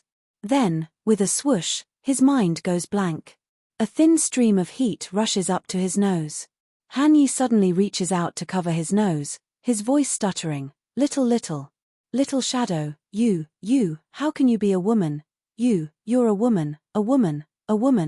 Shut up. Yingmai ruthlessly glares at him. Hurry up and help me put on my clothes. It's just a pity that she doesn't know that right now. Her cheeks are flushed, and her coquettish eyes glaring over. How alluring she is. Han Yi's entire person is in a trance. Almost at the same time, he walks over to her. Just as he's about to reach the edge of the bed, he trips over the bed under his feet, and his whole body falls forward. Aya! Woo! A soft, muffled groan, like pleasure and pain, reaches his ears. Han Yi is worried that he might have hurt Little Shadow. All of a sudden, he realized that his face seemed to have fallen into a soft and fragrant embrace. That kind of touch was something he had never felt before. Han Yi dazedly reaches out his hand, and he can't help but touch it. The smooth, soft, and elastic feeling makes his whole person go silly. This is, bastard. If you still dare to touch me, I'll kill you. Han Yi abruptly sits up. No, Little Shadow, believe me, I didn't mean it. Patter. A few drops of bright red liquid fall from Han Yi's nostrils onto Yingmai's fair chest. And when he got up, his hand happened to be placed on that unspeakable position. Han. Night. Do you want to die? Han Yi practically tumbles and crawls as he is kicked down from the bed. He quickly wiped away the blood from his nose, took out a set of clothes from his spatial ring, and helped Yingmai put it on. Because Yingmai didn't have any strength left in her body. Therefore, it's hard to avoid having to rely on Han Yi's help to dress. As it happens, Han Yi is clumsy and clumsy. Right now, he's so flustered that his brain is full of water. Where are you touching, you bastard? Right. I'm sorry. I didn't do it on purpose. Han Yi has already exhausted all of his willpower to not touch Yingmai's smooth skin. However, in the process of putting on clothes, it was inevitable that they would touch each other. The residual effects of the drug in her body make Yingmai let out a low, hoarse moan. That voice is so soft and charming that even a rock would be teased and scolded. Chapter 474. But Han Yi thinks that she's in pain, so he's so anxious that he forgets everything. He hugs her, his voice trembling. Little shadow, why is your face so red? Why is your skin so hot? Don't scare me. Are you injured somewhere? Or did that bastard poison you? I'll go find the antidote for you right now. Yingmai's whole body is burning hot, limp and powerless. In her hazy state, she opens her eyes and sees the sweat on Han Yi's forehead, as well as his eyebrows that are so anxious that they're almost crying. She didn't know why, but her originally ice-cold heart was also slightly warm. This idiot. He was really worried about himself, so worried that he even lost the most basic judgment. Yingmai moved her lips and was about to speak. Suddenly, a feminine male voice rang out in the room. Don't worry, nothing happened to Yingmai. She's just horny and wants me to fuck her hard. Han Yi suddenly turns around, only to discover that Xian Ji, who he had just beaten to the point of being on the verge of death, is now standing up in one piece. Han Yi isn't surprised by this. Their bodies are not as frail as the people of Yanwu continent, even if Xian Ji has already been stripped of his immortal bone. But ordinary injuries were fatal to mortals, but to Xian Ji, they were still very easy to heal. Facing Han Yi, Xian Ji's eyes burst forth with intense hatred. He laughs cruelly. Han Yi Daren, seeing such a Yingmai, you must be very tempted and want it very much, right? Hehe, I've already guessed it. Back then, the reason why you hated me so much, cruelly removed my immortal bone, and drove me to this barren Yanwu continent without any spiritual energy, wasn't because I violated the laws of the polar domain, but because you were jealous of me. Because you also like Yingmai, and you've long wanted to obtain this woman. Han Yi, your thoughts are as filthy as mine. What you covet is nothing more than Yingmai's body. What right do you have to punish me that year? Han Yi coldly looks at him. Death is at hand, yet you're still talking nonsense. I'm talking nonsense. Xian Ji laughs heartily. You dare to say that you don't want the woman in your arms? Do you dare to say that you don't want to press her under your body and make her yours? Han Yi, don't deceive yourself anymore. You say that I'm disgusting, but how much better are you than me? Han Yi doesn't care about what Xian Ji says, but he cares whether or not Yingmai will misunderstand him and loathe him. He suddenly lowered his head and said anxiously, Little shadow, I didn't, idiot. Yingmai growled, be careful. Spirit devouring powder. She roared out the spirit devouring powder with all the strength in her body. However, he was still a step too late. Han Yi's body sways, feeling the spiritual power within his body quickly dissipating and draining away. At the same time, he heard Xian Ji's loud laughter. Ha ha ha, what Jun Shong's trusted aid, what divinity of the polar domain, on this Yanwu continent, they're nothing more than ants that I can casually step on. Han Yi, does the taste of spirit-devouring powder feel good? Han Yi's body is on the verge of collapse, almost unable to support himself. He fiercely glares at Xian Ji, both his eyes red. Xian Ji, do you know what you're doing? Do you know what will happen to you if Jun Shong comes to know that you have acted so recklessly and unscrupulously in the Yanwu continent? Han Yi Daren, don't scare me. I, Xian Ji, am not someone who can be scared. Chapter 475. The Ghost City of the Three Realms was founded by Jun Shong. Do you think that Jun Shong wouldn't know what you've done? Ha ha ha. Do you think I'm a fool? Who doesn't know that the Yenwu continent doesn't have any spiritual power? It doesn't have even the slightest bit of value. It has long been abandoned by the Polar Domain and Jun Shong. Guu, that pitiful guy. Although he's said to be the representative of the Polar Domain, in fact, he's a waste that has long since been abandoned. The smile on Xianji's face was incomparably insolent. Even if I kill the two of you, and take possession of Yingmai, to the Polar Domain, it would only be 3 less wastes. Do you really think that anyone would care? Before he finished speaking, he suddenly soared into the sky. He ruthlessly kicks Han Yi. With a bang, Han Yi flies out and heavily hits the bed. When he got up, blood trickled down the corner of his mouth. You want to divert my attention by talking and force out the poison of the spirit-devouring powder? Ha, Han Yi, do you think I'm an idiot? Don't waste your energy. Today, none of you will be able to escape from the palm of my hand. Step by step, Xianji walks towards the 2 people on the bed, and kicks Han Yi to the ground. She lifted her foot and stomped hard on his chest. His bones shattered. These 2 strikes are for you. How is it, Han Yi Daran, does it feel good? His ribs are broken, piercing his internal organs, but Han Yi doesn't even groan. His murderous gaze unwaveringly glared at Xianji. Xianji felt slightly scared in his heart under his gaze. Soon after, he flew into a rage out of humiliation, and ruthlessly stepped on his face, using the soles of his feet to grind it. Don't worry, I won't kill you right now. I want you to personally witness Yingmai and I consummate our marriage. Ha ha ha ha. Yingmai, you must be burning with lust right now, and you can't wait to jump into my arms. Han Yi suddenly pounces over and hugs his thigh. The long sword in his hand stabbed towards his abdomen. Ah! Xianji screams, an ominous glint flashing in his eyes. You're courting death. With a flick of his wrist, a dagger appeared in his palm. The tip of the dagger shone with a green light and emitted a fishy smell. Ruthlessly stabbing Han Yi's spine. Han Yi. Yingmai lets out a cry of alarm, tumbling down from the bed. She struggles to get to Han Yi's side, but her body doesn't listen to her at all. Xianji sinisterly looks at Han Yi, slowly saying, Do you know what poison is on this dagger? It's called blood-sucking fang. You definitely haven't heard of it in the Shoshian continent. Just a little bit of this poison can seep into a person's blood and destroy their nerves. From then on, you'll become a cripple. Not to mention cultivating, you won't even be able to stand.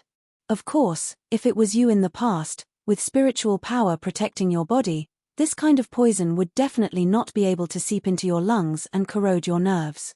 But now that you've been poisoned by the spirit-devouring powder, you're worse than an ordinary person.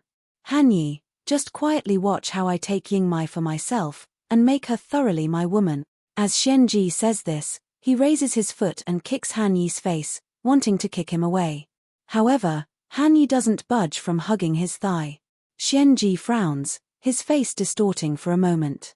Then he raises the dagger, stabbing Han Yi's back again and again. With each stab, he raises his foot to kick Han Yi's face. Chapter 476. In just a moment, Han Yi's whole body is drenched in blood, unrecognizable. Xianji! Xianji! You beast!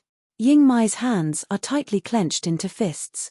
Even if she doesn't have any strength, her fingertips still puncture her palms, blood seeping out from the gaps of her fingers. I'm going to kill you. Kill you. Xianji, I'm going to make you beg for death. Xianji sneers, and finally kicks Han Yi away. He walks towards Yingmai. If that's the case, when I get that white jade-like body of yours, I'm afraid that you won't be able to speak anymore. Awoo. Awoo. Awoo. Xianji's hand is already reaching towards Yingmai's body, but suddenly, an earth-shaking roar of a beast is heard. Who is it? Xianji abruptly stands up, turning to look. Then, he saw a shocking scene. He sees a pink and jade-carved child, holding a snow-white and round rabbit, slowly walking in. He's clearly just a 4 or 5-year-old boy. But seeing him, seeing the bloody mess that fills the room, he doesn't have the slightest bit of fear or panic. Only when his gaze falls on Han Yi does he slightly frown, clicking his tongue. Idiot Uncle Han Yi, sure enough, he's being bullied. And he's being bullied so miserably. Who are you? Xianji roars in bewilderment.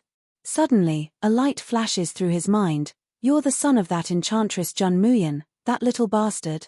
Ying Mai's eyes widen, and she actually props up her powerless body a little. Little master, why are you here? Hurry, and leave. Xiao Bao doesn't pay attention to them, and goes straight to Han Yi with the rabbit in his arms. With a flick of his wrist, a porcelain bottle appears in his small, fair palm. Xiao Bao pries open Han Yi's mouth, and pours the draught inside. Not long after, Han Yi groans, and slowly opens his eyes. Seeing Xiao Bao's delicate but ice-cold little face, Han Yi's pupils contract, suddenly realizing what's going on. Little master, why are you here? Hurry, and leave. Go find your mother and Jun. Shut up. Xiao Bao interrupted him with a crisp and childish voice. You idiot, I told you to bring the medicine that Nyang Qin refined, but you didn't. Han Yi opens his mouth, and then is surprised to find that his body, which had just been poisoned by the blood-sucking fangs, and had lost all feeling, has unexpectedly returned to normal. However, the spiritual power that had been eroded by the spirit-devouring powder still hadn't returned. Xiao Bao also discovers this. He looks at Ying Mai, then looks at Han Yi, slightly wrinkling his brows. After muttering to himself, he pouted and said unwillingly, but little Bao only has 2 left. But in the end, he still takes out 2 pills, 1 for each person, and stuffs them into Ying Mai's and Han Yi's mouths. Han Yi dumbly swallows the elixir, but he still couldn't help but anxiously say, Little master, you should quickly leave. Don't worry about us, you're not his match. It's too late to leave now. A sinister and ruthless voice came from behind. Han Yi and Ying Mai's complexions change at the same time. Only Xiao Bao's expression remained cold and indifferent as he slowly turned his head. They don't know when, but Xianji has already arrived in front of them. He's holding a steel whip in his hand. The steel whip is covered with sharp barbs, scraping the ground. My good mood has been disturbed over and over again. I'm very unhappy right now. Chapter 477. This little guy's talent was indeed amazing. At this age, he had already reached the heaven rank. But in Xianji's eyes, he was still like an ant that could be strangled to death at any time. There's a path to heaven, but you refuse to take it. There's no door to hell, but you insist on coming in. Step by step, Xianji approached Xiao Bao. Sticking out his tongue, he licked his lips, and his eyes were filled with a perverted viciousness. Since you want to court death so much, then I'll help you. Tell me, do you want to have your intestines pierced by this mace, or do you want me to slice off your flesh piece by piece and feed it to the exotic beasts in the Beast Colosseum? Han Yi and Ying Mai didn't reveal any signs of panic or fear when they were suffering the pain and humiliation just now. But at this moment, he is so anxious that his expression changes greatly. Xianji, if you dare to touch the little master, Zhun Shong will not let you off. Little master is the son that his lordship has acknowledged, and is the future monarch of the polar domain. If you dare to touch a single hair on his head, his lordship will definitely make you die without a burial ground. Xianji stared blankly at first when he heard this, then he couldn't help but laugh heartily. Polar domain's future monarch? Han Yi, can't you make up a story a little nicer? A little bastard from Yenwu continent, a mortal, would be the future Di Jun of the polar domain. Do you think I would believe this kind of nonsense? Xianji's devilish gaze fell on Xiaobao's body, and he let out a strange laugh. The more you guys protect this little bastard, the more I want to let you see his head being separated from his body, and his miserable appearance of turning into mud. Ha ha ha. As he spoke, the steel whip in his hand had already been raised high into the air, and it was swung down towards little Bao's tender little face. Little master! Ying Mai and Han Yi exclaim in unison. Xiao Bao calmly raised his hand and held the rabbit in front of him. Bunny, it's up to you. Howl. In response to him was a howl from Bunny. It was exactly the same as the beast's roar that had just interrupted Xianji's good deed. Xianji's movements paused for a moment, his eyes revealing a suspicious look. Then, he immediately sneered at the brute. Little bastard, do you think this is a game? A rabbit wants to deal with me? Xiao Bao looked at him expressionlessly. It was obviously a small stature, but the disdain in those eyes made Xianji's body slightly stiffen. In a trance, he seemed to see the once lofty and unreachable Zhang Shong. "Bunny, open your mouth." Xianji was still immersed in that dreadful yet familiar coercion, unable to come back to his senses. Suddenly, the fat rabbit that Xiao Bao had lifted up, slightly, slowly, lazily opened its mouth. There was even a hint of reluctance in Green Bean's eyes. Xianji stared blankly. He didn't understand. So what if the rabbit opened its mouth? Could it be that it could deal with him? In the next moment, the roars of countless beasts filled the entire room. 1 2 3 10 20. Countless large exotic beasts were spat out from the fat rabbit's mouth one after another. Some of them smashed onto Xianji's body, some of them directly trampled him under their feet, and some of them even bit into the flesh on his body. The small house was instantly filled to the brim with countless giant beasts. It was accompanied by Xianji's mournful wailing, as well as the rising and falling roars of beasts. As for Xiao Bao, as soon as the fat rabbit finished spitting out the strange beast, he grabbed Yingmai and Han Yi with each hand and fled outside the house. He left the two dumbstruck people behind. Xiao Bao patted the fat rabbit's head. "Well done." Chapter 478. The meat that was in her mouth was gone. She was so sad. She needed the little master to kiss, hug, and raise her up high. A faint smile hung on Xiao Bao's face as he gently scratched the fat rabbit's chin. "I'll bring you to the beast battle arena in a while. This time, I'll let you eat your fill." The fat rabbit immediately let out a happy purr. Young master, this rabbit. What on earth was it? He actually swallowed so many exotic beasts, and still managed to spit them out alive. Wasn't this a little too exaggerated? Even in the Shoshian continent, he had never seen such a divine beast. No wonder Zhang Shong's eyes are a little strange every time he sees the fat rabbit. And every time the fat rabbit meets Zhang Shong, it would be so scared that it would scurry away like a rat, never daring to stay in front of Zhang Shong for too long. Could it be that Zhang Shong already knew that this rabbit wasn't simple? Han Yi is still in shock, when suddenly a loud bang is heard from inside the room. Immediately after, an exotic beast with a thick stench of blood flew toward the door. That strange beast is bigger than the three of them put together. When it was flying in the air, its sharp fangs were already exposed. The beast's roar was filled with violence and savagery. And the direction in which the exotic beast fell happened to be in the direction of Yingmai. "Little shadow, be careful." Han Yi doesn't even think about it. He pounces over, grabs Yingmai, and rolls over on the spot. The exotic beast landed less than half a meter away from the two of them. Roar. It opens its bloody mouth wide, as if it wants to swallow Han Yi and Yingmai together. Han Yi doesn't even think about it. He pours spiritual power into his fist and ruthlessly punches the strange beast.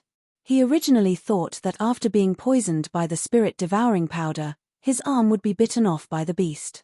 But who would have thought that when he punched out, the wind generated by his fist would surge wildly. Then, the sound of the exotic beast's bones shattering could be heard. There was a bang. The beast fell to the ground, dead. Han Yi blankly stares at his own hand, then looks at the completely unharmed Yingmai in his arms. Then, he looked at Xiao Bao in disbelief. The spirit-devouring powder has been dispelled? However, the spirit-devouring powder was a pill recipe from the Shoshian continent. If it's refined in the Yenwu continent, the effect might not even be 1/10. But even if it was only 1/10 of it, it was not something that could be easily solved. Xiao Bao looks at him in disgust. Nyangqin's medicinal pills are omnipotent. Han Yi suddenly remembers the elixir that Xiao Bao had just fed him and Yingmai. Then, he lowered his head and circulated the spiritual energy in his body. As expected, the spiritual energy that had originally disappeared was slowly growing in his dantian like a trickle. He was so shocked by the changes in his body that he couldn't think. I already knew that Miss Jun was powerful, but I didn't expect that she would actually be powerful to this extent. His and Yingmai's bodies are completely different from the people of Yenwu continent. For the people of the Yenwu continent, precious and wondrous medicines are just like trash to them. Therefore, when the people under Muyin are going wild with joy for obtaining her drafts and elixirs, Han Yi has never thought of fighting over it. Why would he care about such a thing used by mortals? But now that things have come to this, Han Yi really wants to slap himself. What mortal's use? She didn't care about anything. If he could return to the past, he would definitely kneel in front of Miss Jun and beg desperately. Such a precious medicinal pill, whoever didn't want it would be a fool. The spirit-devouring powder in Yingmai's body was deeper than cold nights, so his spiritual power hadn't clearly recovered yet. Chapter 479. Therefore, after eating the pill, he began to silently circulate his mental cultivation method. Sure enough, at this moment, the spiritual power finally began to return. Yingmai recalled the humiliation and despair she had felt a moment ago, and her mood was indescribably agitated. She looked down at Xiaobao, her eyes filled with gratitude. "Little master, thank you. You and the young miss saved me again." Xiaobao shook his head like a little adult. "You're welcome. Elder sister Yingmai is a good person." Xiaobao doesn't want elder sister Yingmai to die. Yingmai slowly knelt down in front of Xiaobao. From now on, Yingmai swears to be loyal to Miss and Little Master. If I go against this, may the heavens and earth destroy me, and the world will not tolerate me. As soon as she finished speaking, a red light flashed around her body and slowly disappeared. Han Yi slightly widens his eyes. The oath that the Shadow Enchantress made was the harshest, heart-binding curse of the polar domain. Once the heart-binding curse was made, if one violated it, then the result would be even more miserable than death. Yingmai, she really intends to be loyal to Jun Shong, to Miss and Xiaobao as if they were her masters. And Miss and young master were indeed worthy of such respect and loyalty. Han Yi only hesitates for a moment, then he also slowly kneels down. "I, Han Yi, swear that from now on, I vow to be loyal and faithful to Miss and the Little Master. If I violate this oath, heaven and earth will not tolerate it." The red light also flashed and slowly disappeared. Little Bao blinked, and a rare trace of bewilderment appeared on his frosty little face. The two of them cast the heart-binding curse with a straight face and stood up from the ground. Yingmai's body swayed and she almost knelt down again. "Little Shadow." Han Yi promptly supports her. His hands inadvertently touch a soft, bumpy place.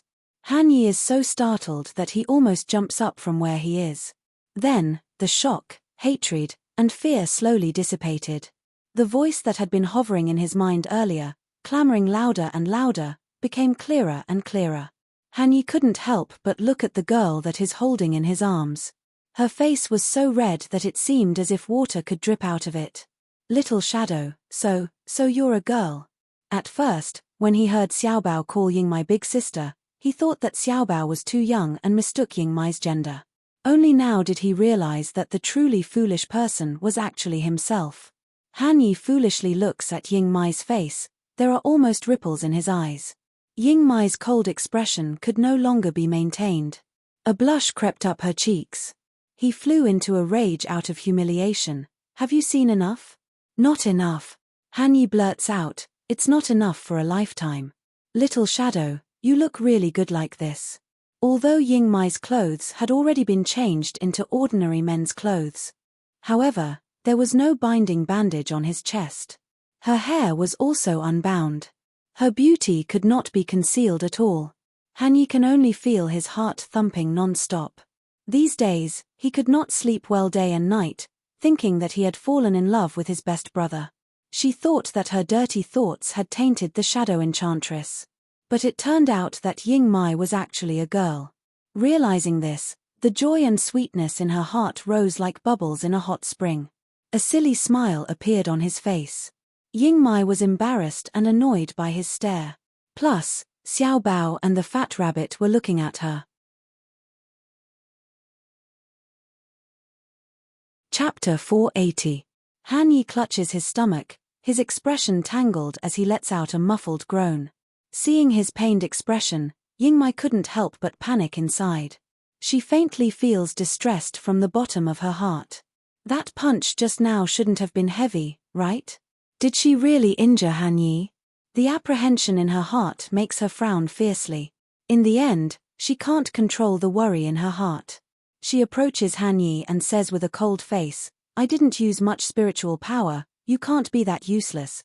Before she could finish speaking, she is suddenly hugged by the man in front of her. Han Yi's slightly hoarse voice rings in her ear, "Little Shadow, you still care about me. I'm so happy. Scoundrel, let go." Yingmai struggles with all her might.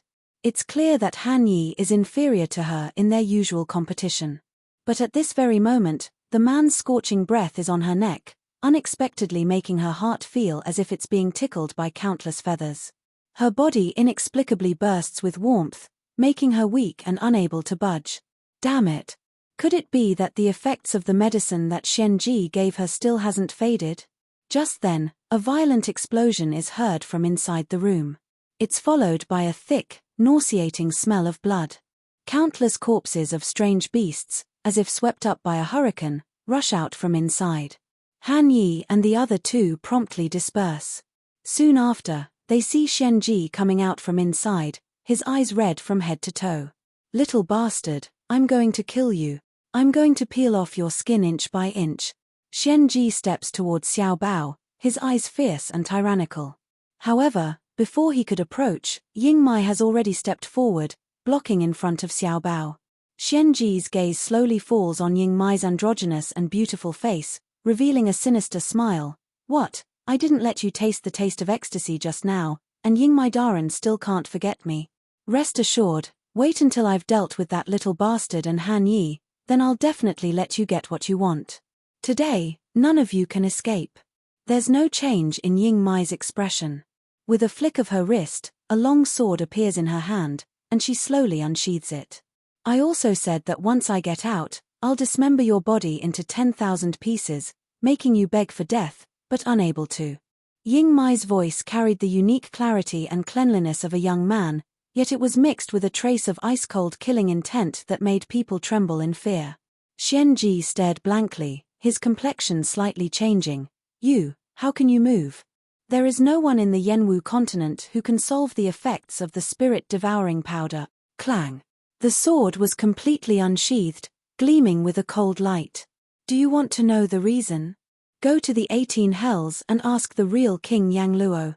An hour later, Yingmai sheathed her sword and kicked a pile of wriggling rotten flesh to the side. The rabbit in Xiaobao's arms stared fixedly at the person who was slowly walking over, and it couldn't help but shiver. This Yingmai looked like a crystal-clear and beautiful youth, but his methods of torturing people were really too terrifying. She was even worse than the she-devil. Clearly, that Xianji could not even persist for the time it takes to drink a cup of tea under his hands. But he was tortured by her for an hour. By now, not only had his skin been peeled off, more than half of his bones had been pulled out. He was half dead, but he was still struggling at death's door. Right now, he's a little envious of Xiaobao. Han Yi had covered his eyes, and he couldn't see anything. The fat rabbit, who had been watching the whole time, expresses that it doesn't want to eat meat these days. Chapter 481. "Little Master, it's over, let's go back." Yingmai's voice slowly comes. With gentleness and respect, there's not even half a bit of that ferocious appearance from just a moment ago. Xiao Bao blinks his big eyes, and obediently lets Yingmai lead him out of this hidden underground stone room. He hasn't seen Yang Qin for a day, and he misses her very much. Behind them, Han Yi looks resentfully at Xiao Bao's small hand being held, wishing that he could take that hand and hold it instead. Thinking of his own performance today, his expression is incomparably dejected. He's really too useless. He couldn't save the damsel in distress. Instead, he had to rely on the Mrs. Medicine and the Little Master's help to get out of danger. If he really caused Little Shadow to be tainted by that beast, he really wouldn't have the face to live on. Even the final revenge was taken care of by Little Shadow alone. He wasn't of any help at all. Even in the polar domain, among Jun Shong's confidants, there are many who are more handsome than him, more powerful than him, and more worthy of Little Shadow than him. What qualifications does he have to delusively think that he can stand by Little Shadow's side?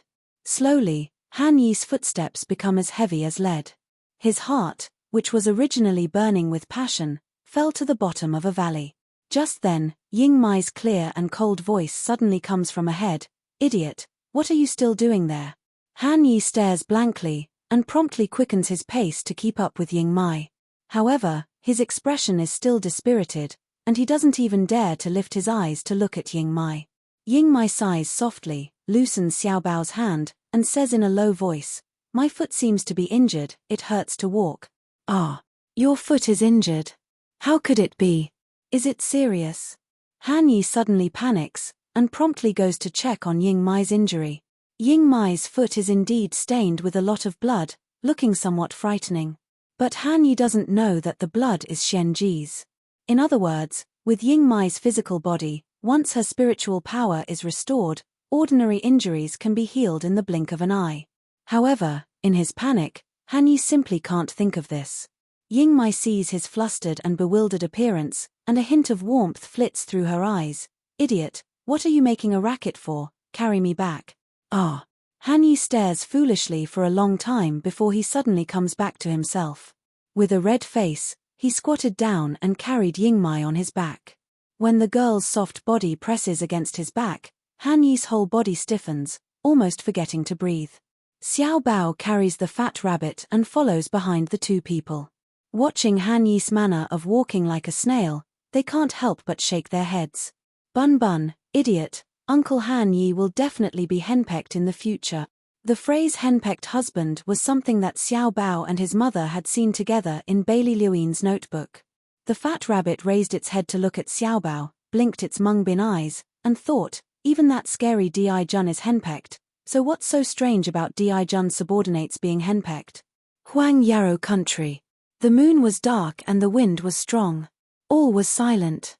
In a remote valley, there was a thick smell of blood and decay, and heart-wrenching wails filled the night. After a long time, the wailing finally disappeared without a trace. However, the stench of blood and decay was getting stronger. "Princess, what do you think of this batch of corpse soldiers?" Under the dim light of the night, a tall, ugly woman with a face full of wrinkles and brownish-black lines stands in front of Gong Qianxue. There's an indescribable pride hanging on her face. Not far from the two people, there are hundreds of people standing. Chapter 482. Only to see that all of them have reached Earth stage. But there's not a trace of spirit in their eyes. There were even spots of decay on his exposed skin. It looks indescribably horrifying. Gong Qianxue looks at these people and the woman at her side, disgust and pride intertwined in her eyes. But when she looks at the ugly woman at her side, she immediately puts on a grateful and trusting expression. "Sister Liu Se, I'm certainly at ease when you do things. You helped me cultivate this batch of corpse soldiers. Now their strength has already reached Earth stage, solving a lot of problems for me. Liu Se, thank you, you're my best friend." Saying that, she directly grasps the woman's hand. This woman is called Liu Se. It sounds like a beautiful name, but not to mention her ugly face. Even her hand is wrinkled, like the pitted bark of a tree that's been gnawed by worms, disgusting. However, when Gong Qianxue grabs it, there's not a trace of change on her face, instead it's brimming with sincerity. Liu Se's ugly face shows a trace of emotion. Ever since she turned into this ghastly appearance, only Gong Qianxue is willing to treat her as a friend, treat her as a normal person. So, no matter what, she will definitely help Gong Qianxue. However, Liu Se doesn't see it. Just as she lets go of her hand, the moment she turns around, Gong Qianxue immediately wipes her hand on her clothes. There's a look of incomparable loathing on her face. But thinking of Liu Se's ability, Gong Qianxue holds back this loathing. Liu Se, this woman, she's still useful. Not to mention that the corpse soldiers she refined are almost invincible, who knows how much trouble they've helped her solve. For example, a family that's now dead here. Guarding a gold mine, she wants them to give it up, but they unexpectedly refuse. Hee, they don't know what's good for them, then let them be buried in the gold mine forever. Of course, the most important thing is still Liu Se's identity, Huang Yarrow's King of Hell. That's right, even Jian Feng and the Heavenly Road sect don't know that Gong Qianxue has long controlled Huang Yarrow's ghost city in her hands through Liu Se. Now, Even Jing Cheng's ghost city will soon be covered by Xianji's hand. As long as the hindrance ghost king Jiu is eliminated. At that time, the entire ghost city will be dug out by her. All the resources inside belonged to her. The light in Gong Qianshue's eyes shines brightly because she thinks of these. Oh, by the way, big sister Liu Se, didn't you say that Xianji said last time that there's a way to control the ghost king? Has he sent back any news? How is it going? Princess, rest assured, Xianji sent news a few days ago, saying that he has reached an agreement with ghost cities Shilanling, Shixianzi, to let her help him refine a kind of elixir. Even if it was the ghost king Jiu, in the face of such a pill, he would not have the strength to fight back. Ghost king Jiu will definitely die. When she spoke of Xianji, a strange light flashed in Liu Se's eyes, as if she was missing him, and also as if she was bashful. Gong Qianshue chuckled and said, Big brother Xianji and big sister Liu Se are really a match made in heaven. Back then, big brother Xianji was on the verge of death and fell into the misty forest. Thanks to big sister Liu Se, you saved him. Then, from then on, big brother Xianji devoted himself to you, big sister, and it became a story told. It really makes one envious. As he spoke, his gaze caught a glimpse of Liu Se's face, and he felt a wave of nausea. Liu Se, this idiot, was really stupid. She really thought that Xianji liked her.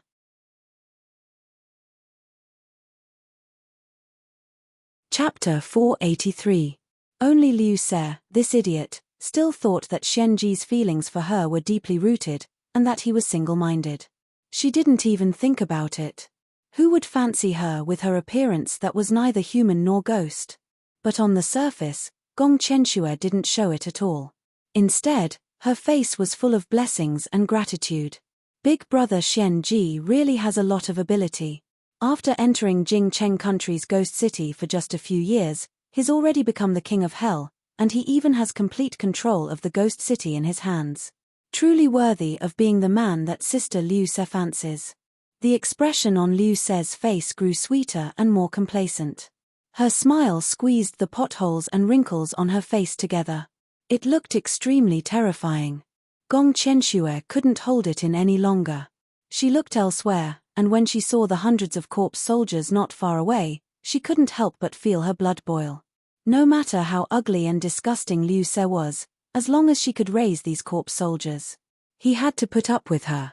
Because these zombie soldiers were controlled by Liu Se using her own foster mother Jiu. Once Liu Se died, these corpse soldiers would also turn into nothingness. Gong Qianshue had spent countless resources on these corpse soldiers. If she failed at the last moment, she would definitely not be able to bear it. He was about to smile and compliment Liu Se a few more times. Suddenly, Liu Se's body emitted a cloud of black smoke. Immediately after, a blood-red bug drilled out from Liu Se's neck. After falling to the ground, he rolled a few times in extreme pain and finally breathed his last. Seeing this scene, Liu Se's eyes suddenly widened, and she let out a scream of horror. No, impossible. This is impossible. The voice was so sharp that it almost pierced through the clouds. Gong Qianshue was startled and quickly asked, Sister Liu Se, what's wrong? What happened? Xianji is dead. How was that possible? Who was it? Who in the world killed my Xianji? Gong Qianshue is startled, and it's a long while before she finds her voice. Xianji is dead. How did he die? How could Xianji die? Jingcheng country's ghost city will soon fall into her hands. How could Xianji suddenly die? Something easily obtainable suddenly vanished into thin air.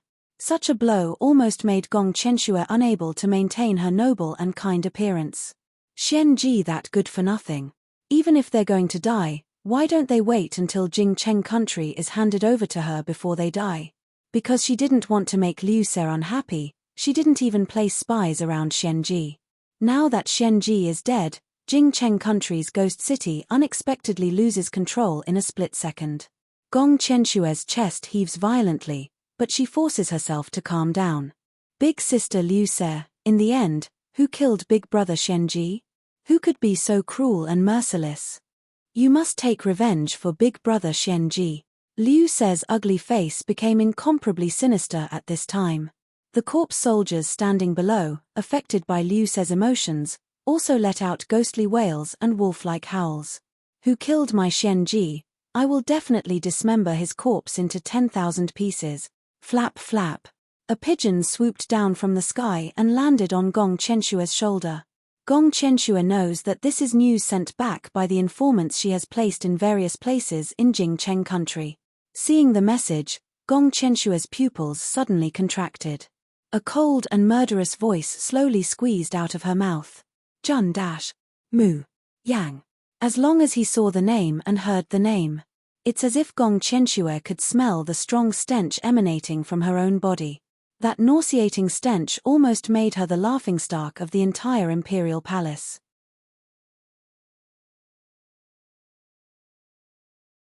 Chapter 484.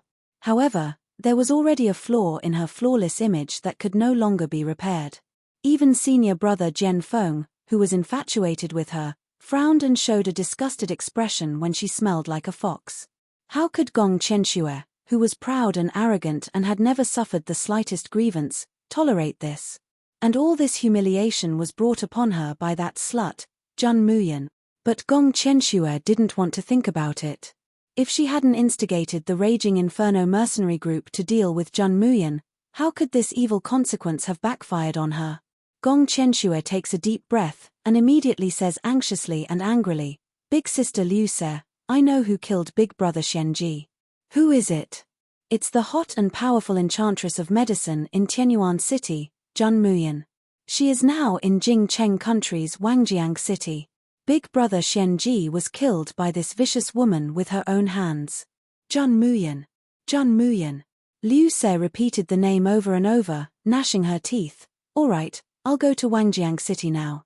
Whoever killed my Xianji, I'll make them pay 100-fold, 1,000-fold. Jun Muyan, I want you to die without a burial." Seeing the burning killing intent in Liu Se's eyes, Gong Chenshua slowly raised the corner of her mouth, revealing a cold smile. If Liu Se, this foolish woman, is willing to go to Wangjiang Lu's ghost city, then it really couldn't be better. In this way, whether it's Jun Muyan, the ghost king Jiu, or the ghost city, they can all be easily dealt with. "Miss, you're back." When Yu Yang sees the handsome man and beautiful woman coming in from outside the door, she immediately smiles and greets them. "Today, you went out with Jun Shong and had fun." Speaking halfway, Yu Yang's voice slowly quieted down. Because she can clearly see Di Mingju's unhappy expression. And when he heard her question, he looked at her coldly. Yu Yang shrinks her neck and looks at Muyan with a wronged expression. Mu Yang glances at Di Mingju. She finds it a little funny, but she holds back. She knew that this man had chased Xiaobao away today because he wanted to spend some alone time with her. But the result didn't seem to be ideal. Every time the two wanted to be alone, they would be interrupted by all sorts of people and things. If it's not a man coming up to strike up a conversation with Muyan, then it's a woman who wants to throw herself into Di Mingju's arms. Finally, with great difficulty, they boated in the middle of the lake, and the atmosphere became a little more romantic. In the end, an injured teenager falls from the sky. After Muyan uses drafts to cure his injuries, he kneels in front of Muyan and insists on selling himself to her. Di Mingju is so angry that his complexion changes on the spot, and he directly kicks the freshly healed youth into the lake. "Hey, still angry?" Mu Yang tugs at Di Mingju's sleeve. "Don't scare my subordinates." Di Mingju's face darkens. He reaches out and grabs Muyan's waist, pulling her into his arms. "Ben Jun really wants to lock you in the room, lest you go out and attract bees and butterflies." "Hehe, same to you." Muyan hooks up Di Mingju's chin, a smile that isn't a smile. Jun Shongdaren's ability to flirt with flowers and provoke grass is also very great, isn't it? Di Mingju immediately moves a little closer, his voice a little hoarse. "Ben Jun doesn't mind Yang Yang locking me up, it's just, you and me." Mu Yang, damn it, this man's skin was thicker and his moral integrity was getting more and more invincible. She was ashamed of her inferiority. Yu Yang, who was standing at the side, thought, "Miss, son-in-law, you too are showing off your affection. Can you at least take care of me, your subordinate?" Cough. "Ruyan, where's little Bao?"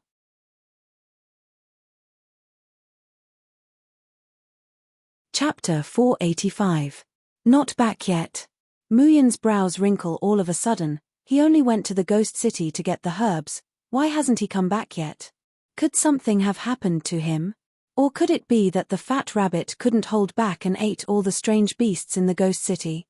Mu Yang can't help but press her eyebrows, preparing to go to the ghost city to take a look.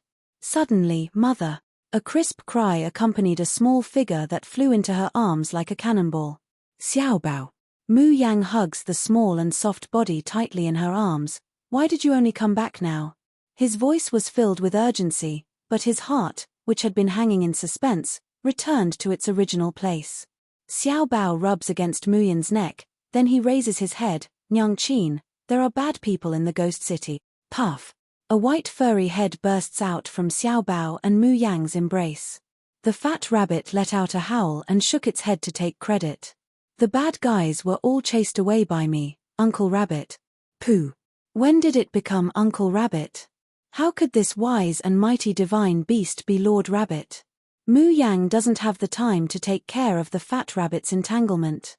She turns to look at Han Yi and Ying Mai. Both of them were covered in blood and looked battered and exhausted.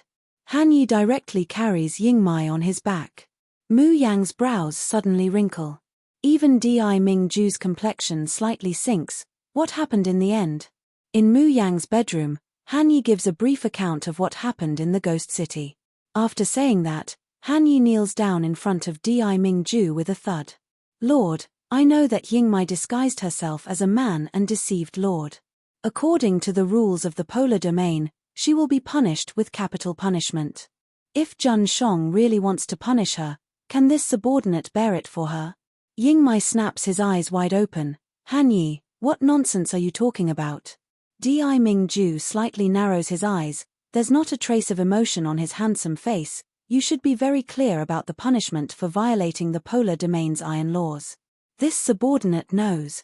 Han Yi says without the slightest hesitation, but this subordinate is willing to bear the burden for Ying Mai. What kind of punishment would he receive? How could he not know? The few of them are Jun Shong's trusted aides and have sworn to be loyal to Jun Shong forever. They must not deceive or betray him in the slightest.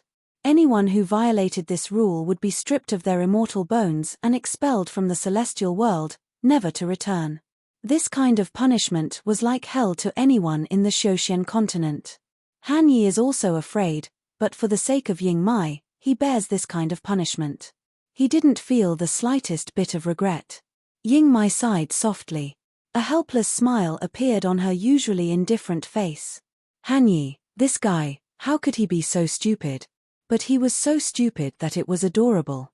Di Mingju condescendingly looks down at Han Yi, who has a face that looks as if he's facing death with equanimity. He unhurriedly says, that being the case, you can go stay in the purgatory pool for 3 more months. Han Yi hangs his head. This subordinate obeys, eh? Purgatory pool, 3 months. Jun Shong. Han Yi looks up at Di Mingju in disbelief. Why only 3 more months in the purgatory pool? Wouldn't that be a capital punishment? At the side, Mu Yang finally couldn't stand it anymore and burst out laughing. Xiaobao nestles in Mu Yang's arms and says in disgust, stupid Uncle Han Yi. Soon after, Han Yi comes to his senses. Jun Shong, you already knew that Ying Mai was a woman?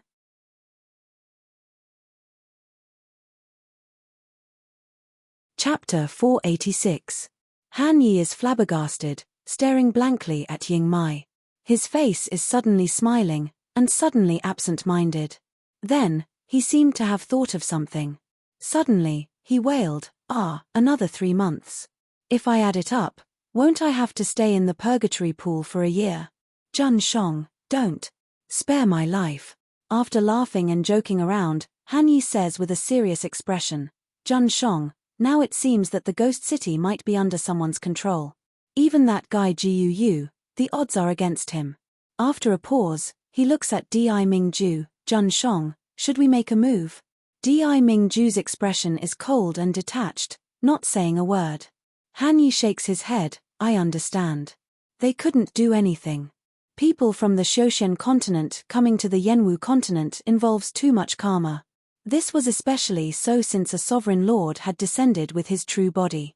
He had to be even more careful with his actions.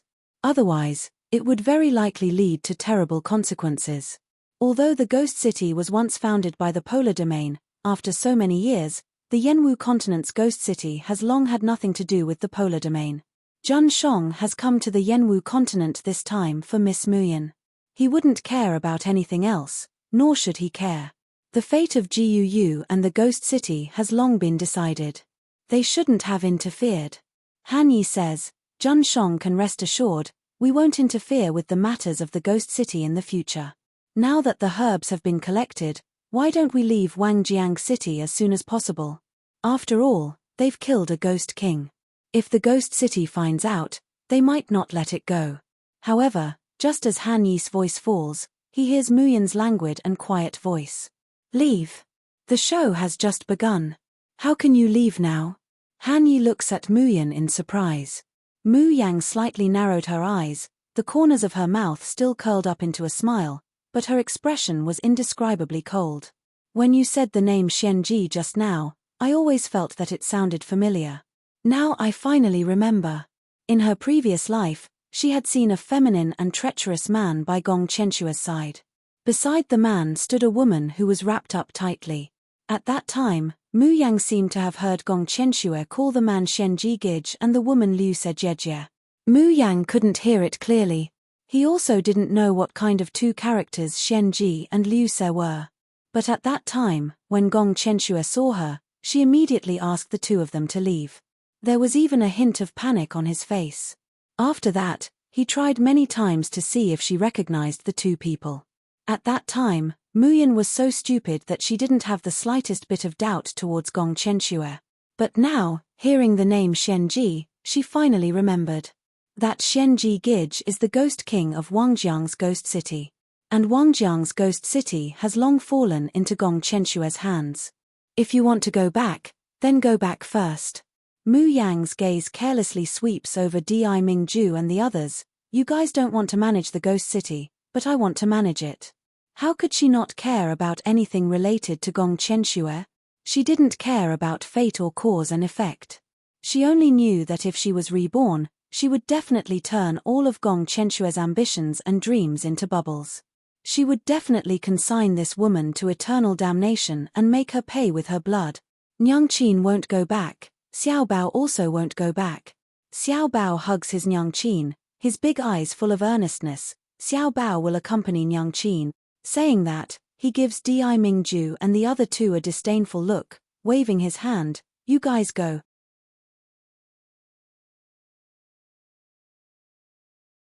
Chapter 487. After a long while, he slowly says, since Madam wants to manage it, Ben Jun will naturally accompany her. What's more, the Ghost City was created by my polar domain, so it's also related to me. How can I not manage it? Saying that, he looks at Han Yi. Since you don't want to manage it, it's useless to stay here. Go to the Di Garden's purgatory pool and accept your punishment. Han Yi's eyes widen, he simply can't believe his ears. What the hell, he doesn't want to manage it. Isn't it because Jun Shong, as an immortal from the upper realm, can't get involved in the affairs of mortals? When he spoke just now, didn't Jun Shong acquiesce? Why did Miss Muyan just say that she wants to manage it, and you change your mind? Moreover, you sold him out so thoroughly. Jun Shong, where's your integrity? The point is, who did he provoke? Why is he always the one who gets hurt? The situation in the Ghost City is very strange. A Ghost King is clearly dead, but the entire Wangjiang Ghost City is still operating normally. It's as if it's not affected at all. Even the herbs that Muyan wants, as well as the gold coins from the special drafts auctions, have been delivered very promptly. There's one thing that Muyan is more concerned about. Magistrate Qin and the others, who stood by her side to protect her that day in the Ghost City, are nowhere to be seen these days. She asks the white-bearded Magistrate Liu, and he only says that they've been transferred away to perform some tasks. There's also an even more troublesome matter. Han Yi and the others have no way to contact the Ghost King, and they can't find any trace of him. As Muyan is thinking about how to destroy Gong Qianxue's invasion of the Ghost City, she receives an invitation. Ghost Wind Valley? Hearing this name, Yu Yang and Old Dao's complexion greatly changes. Even Yang Haotian and Feng Haitang show anxious expressions. Miss, you absolutely can't go to the Ghost Wind Valley, Yu Yang says loudly. Although Old Dao and I haven't been there, we know that it's the Ghost City's forbidden area. Apart from the Ghost City's higher-ups, if anyone else goes in, they absolutely won't come out alive. Feng Haitang also says, I've also heard of the Ghost Wind Valley. In those days, there were 19 pre-celestials who attacked the Ghost Wind Valley together. 19 went in, but in the end, only one came out alive, and he even went mad. Miss, if you want to stop Gong Chenxue from controlling the Ghost City, there are plenty of ways. You absolutely don't need to take this kind of risk. What's more, that woman, Shi Lanling, is also in the Ghost Wind Valley. That woman's status in the Ghost City is so high, and she hates you so much, miss. There's definitely a trap waiting for you in the Ghost Wind Valley. Listening to the anxious persuasion of the others. But Mu Yan's expression is languid and careless. She picked up the invitation and read it again. The content of the invitation was very simple. The Ghost City's Ghost Lord is seriously ill, so famous doctors from all over the world are invited to go to the Ghost Wind Valley to treat the Ghost Lord. If it's cured, the Ghost City will be seriously injured. And there are 2 invitees. One is Ghost City's Shixianzi, Shi Lanling, and the other is Huang Yaro's King of Hell. Of course, Mu Yang knows that Shi Lanling inviting her is definitely not a good idea. However, she was not a patient person. Shi Lanling, this woman, had schemed against her time and time again. It really annoyed her. In addition, the invitation this time is to treat the Ghost Lord. She can just explore the reality of the Ghost City and Gong Chenxue's conspiracy. How could he not go?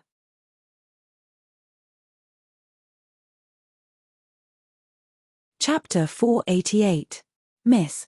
This time, Yu Yang and the others are really anxious. Miss, we won't stop persuading you. You must take us with you. Mu Yang's attitude is resolute, and she directly drives them out. However, as soon as she closes the door and turns around, she is embraced into an embrace. The man's familiar breath hits her.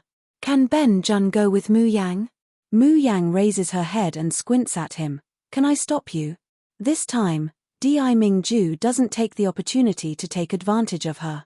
Instead, he gazes deeply at her, and slowly says, What wish do you want to achieve? Ben Jun can help you achieve it. What do you want to kill? Ben Jun can help you kill them. No matter what you want, even if it's the moon in the sky, Ben Jun will pluck it for you. But there's only one thing that I will never allow. Di Mingju grips her chin, forcing her to slowly raise her head. Mu Yang, you have to promise that you won't let yourself get hurt, and will never, ever disappear from my life. Mu Yang stares blankly at those blue eyes that are close at hand, feeling as if her soul is being sucked in. The man's resolute and decisive voice lingers in her ears like an oath and a spell. It makes her heart sink little by little, unable to extricate herself. After a long time, she comes back to her senses, and then slightly hooks up her lips into a smile. Di Mingju, this is my hatred. Of course, I have to take revenge on my own, and no one else is allowed to intervene. Not even you, understand? The man looked at her deeply, then lowered his head and kissed her nose dotingly. Ben Jun wouldn't dare to disobey Madam's order. Bastard, who's your madam? Can you stop calling me the more proficient you become? The Ghost Wind Valley is located at the junction of Huang Yarou and Jing Cheng. It doesn't belong to Huang Yarou, nor does it belong to Jing Cheng. In a strict sense, it doesn't even belong to the Ghost City. Because this is an incomparably gloomy, frightening, and mysterious place. 4 generations, only the Ghost City's Ghost King and above can safely enter and exit here. However, despite the Ghost Wind Valley being such a frightening place, there are still countless doctors and apothecaries who come to treat the Ghost Lord. The reason is that the Ghost City gives a reward that all those who study medicine and alchemy absolutely cannot refuse. Secret pill condensation technique. Thinking of this reward, the corners of Mu Yang's mouth couldn't help but curl up into a cynical smile.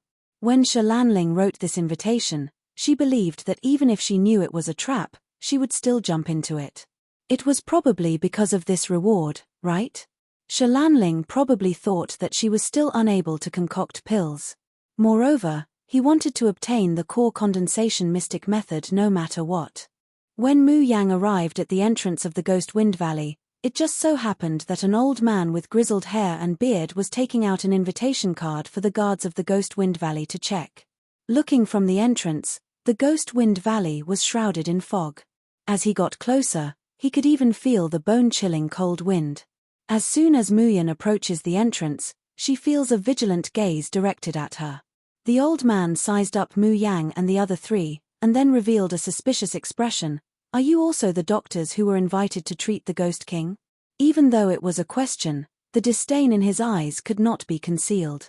It's really that Mu Yan, Di Mingju, Han Yi, and Ying Mai, none of them look like doctors. Di Mingju converges his breath, making people unconsciously ignore his existence. Han Yi and Ying Mai look like ordinary handsome young men.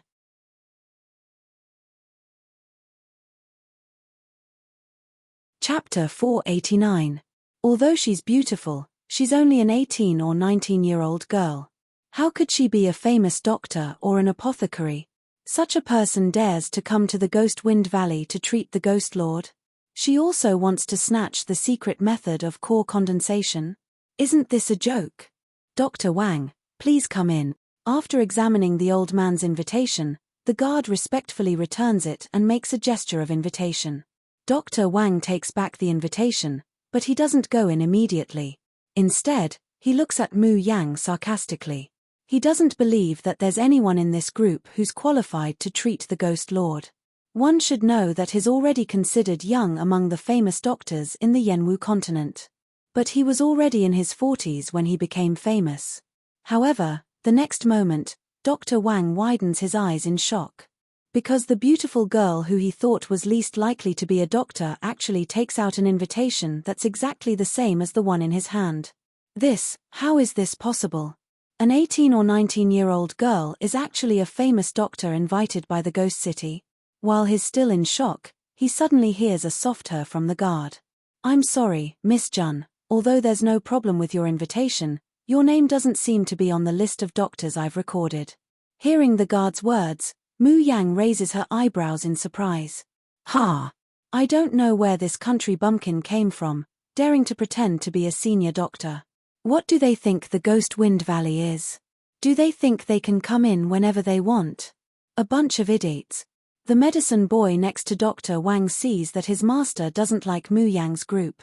Seeing that they've been denied by the guard, he immediately taunts loudly. Dr. Wang puts his hands behind his back and says with a haughty face, this old man was wondering why the people of the Ghost City are so stupid to invite such a young and inexperienced girl to treat the Ghost Lord. It turns out that they're shameless imposters. PH, how could they have an invitation? You should know that the people invited by the Ghost City this time are at least at the level of Xian Medical Pavilion's senior doctors. The medicine boy says as he looks at Mu Yang up and down. Seeing her flawless face, he can't help but reveal a lascivious smile. Master, maybe this girl is a doctor's concubine and furnace. That's why she has an invitation, but her name isn't registered. Before he can finish his words, there's a sudden blur.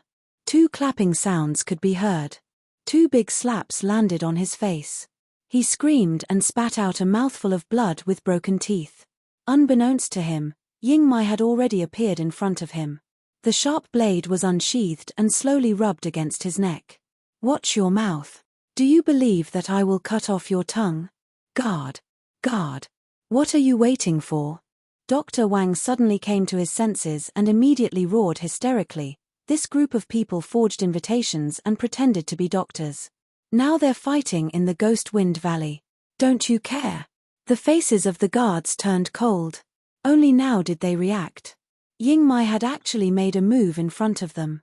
They couldn't even see Ying Mai's movements clearly. Everyone, let's catch them. Hand him over to the King Yang Luo of Hell. With a loud shout, dozens of guards in the Ghost Wind Valley rushed out as if out of thin air. Each of them was at the peak of the Earth rank or above. You're tuning in to the Dreamy Chapters YouTube channel. We're so grateful for your support, and don't forget to subscribe to join us on this incredible journey through captivating stories. Your generosity through donations truly makes a world of difference, as it's the primary source of revenue that allows me to expand and enhance this channel for you. Thank you from the bottom of my heart for being a part of this adventure.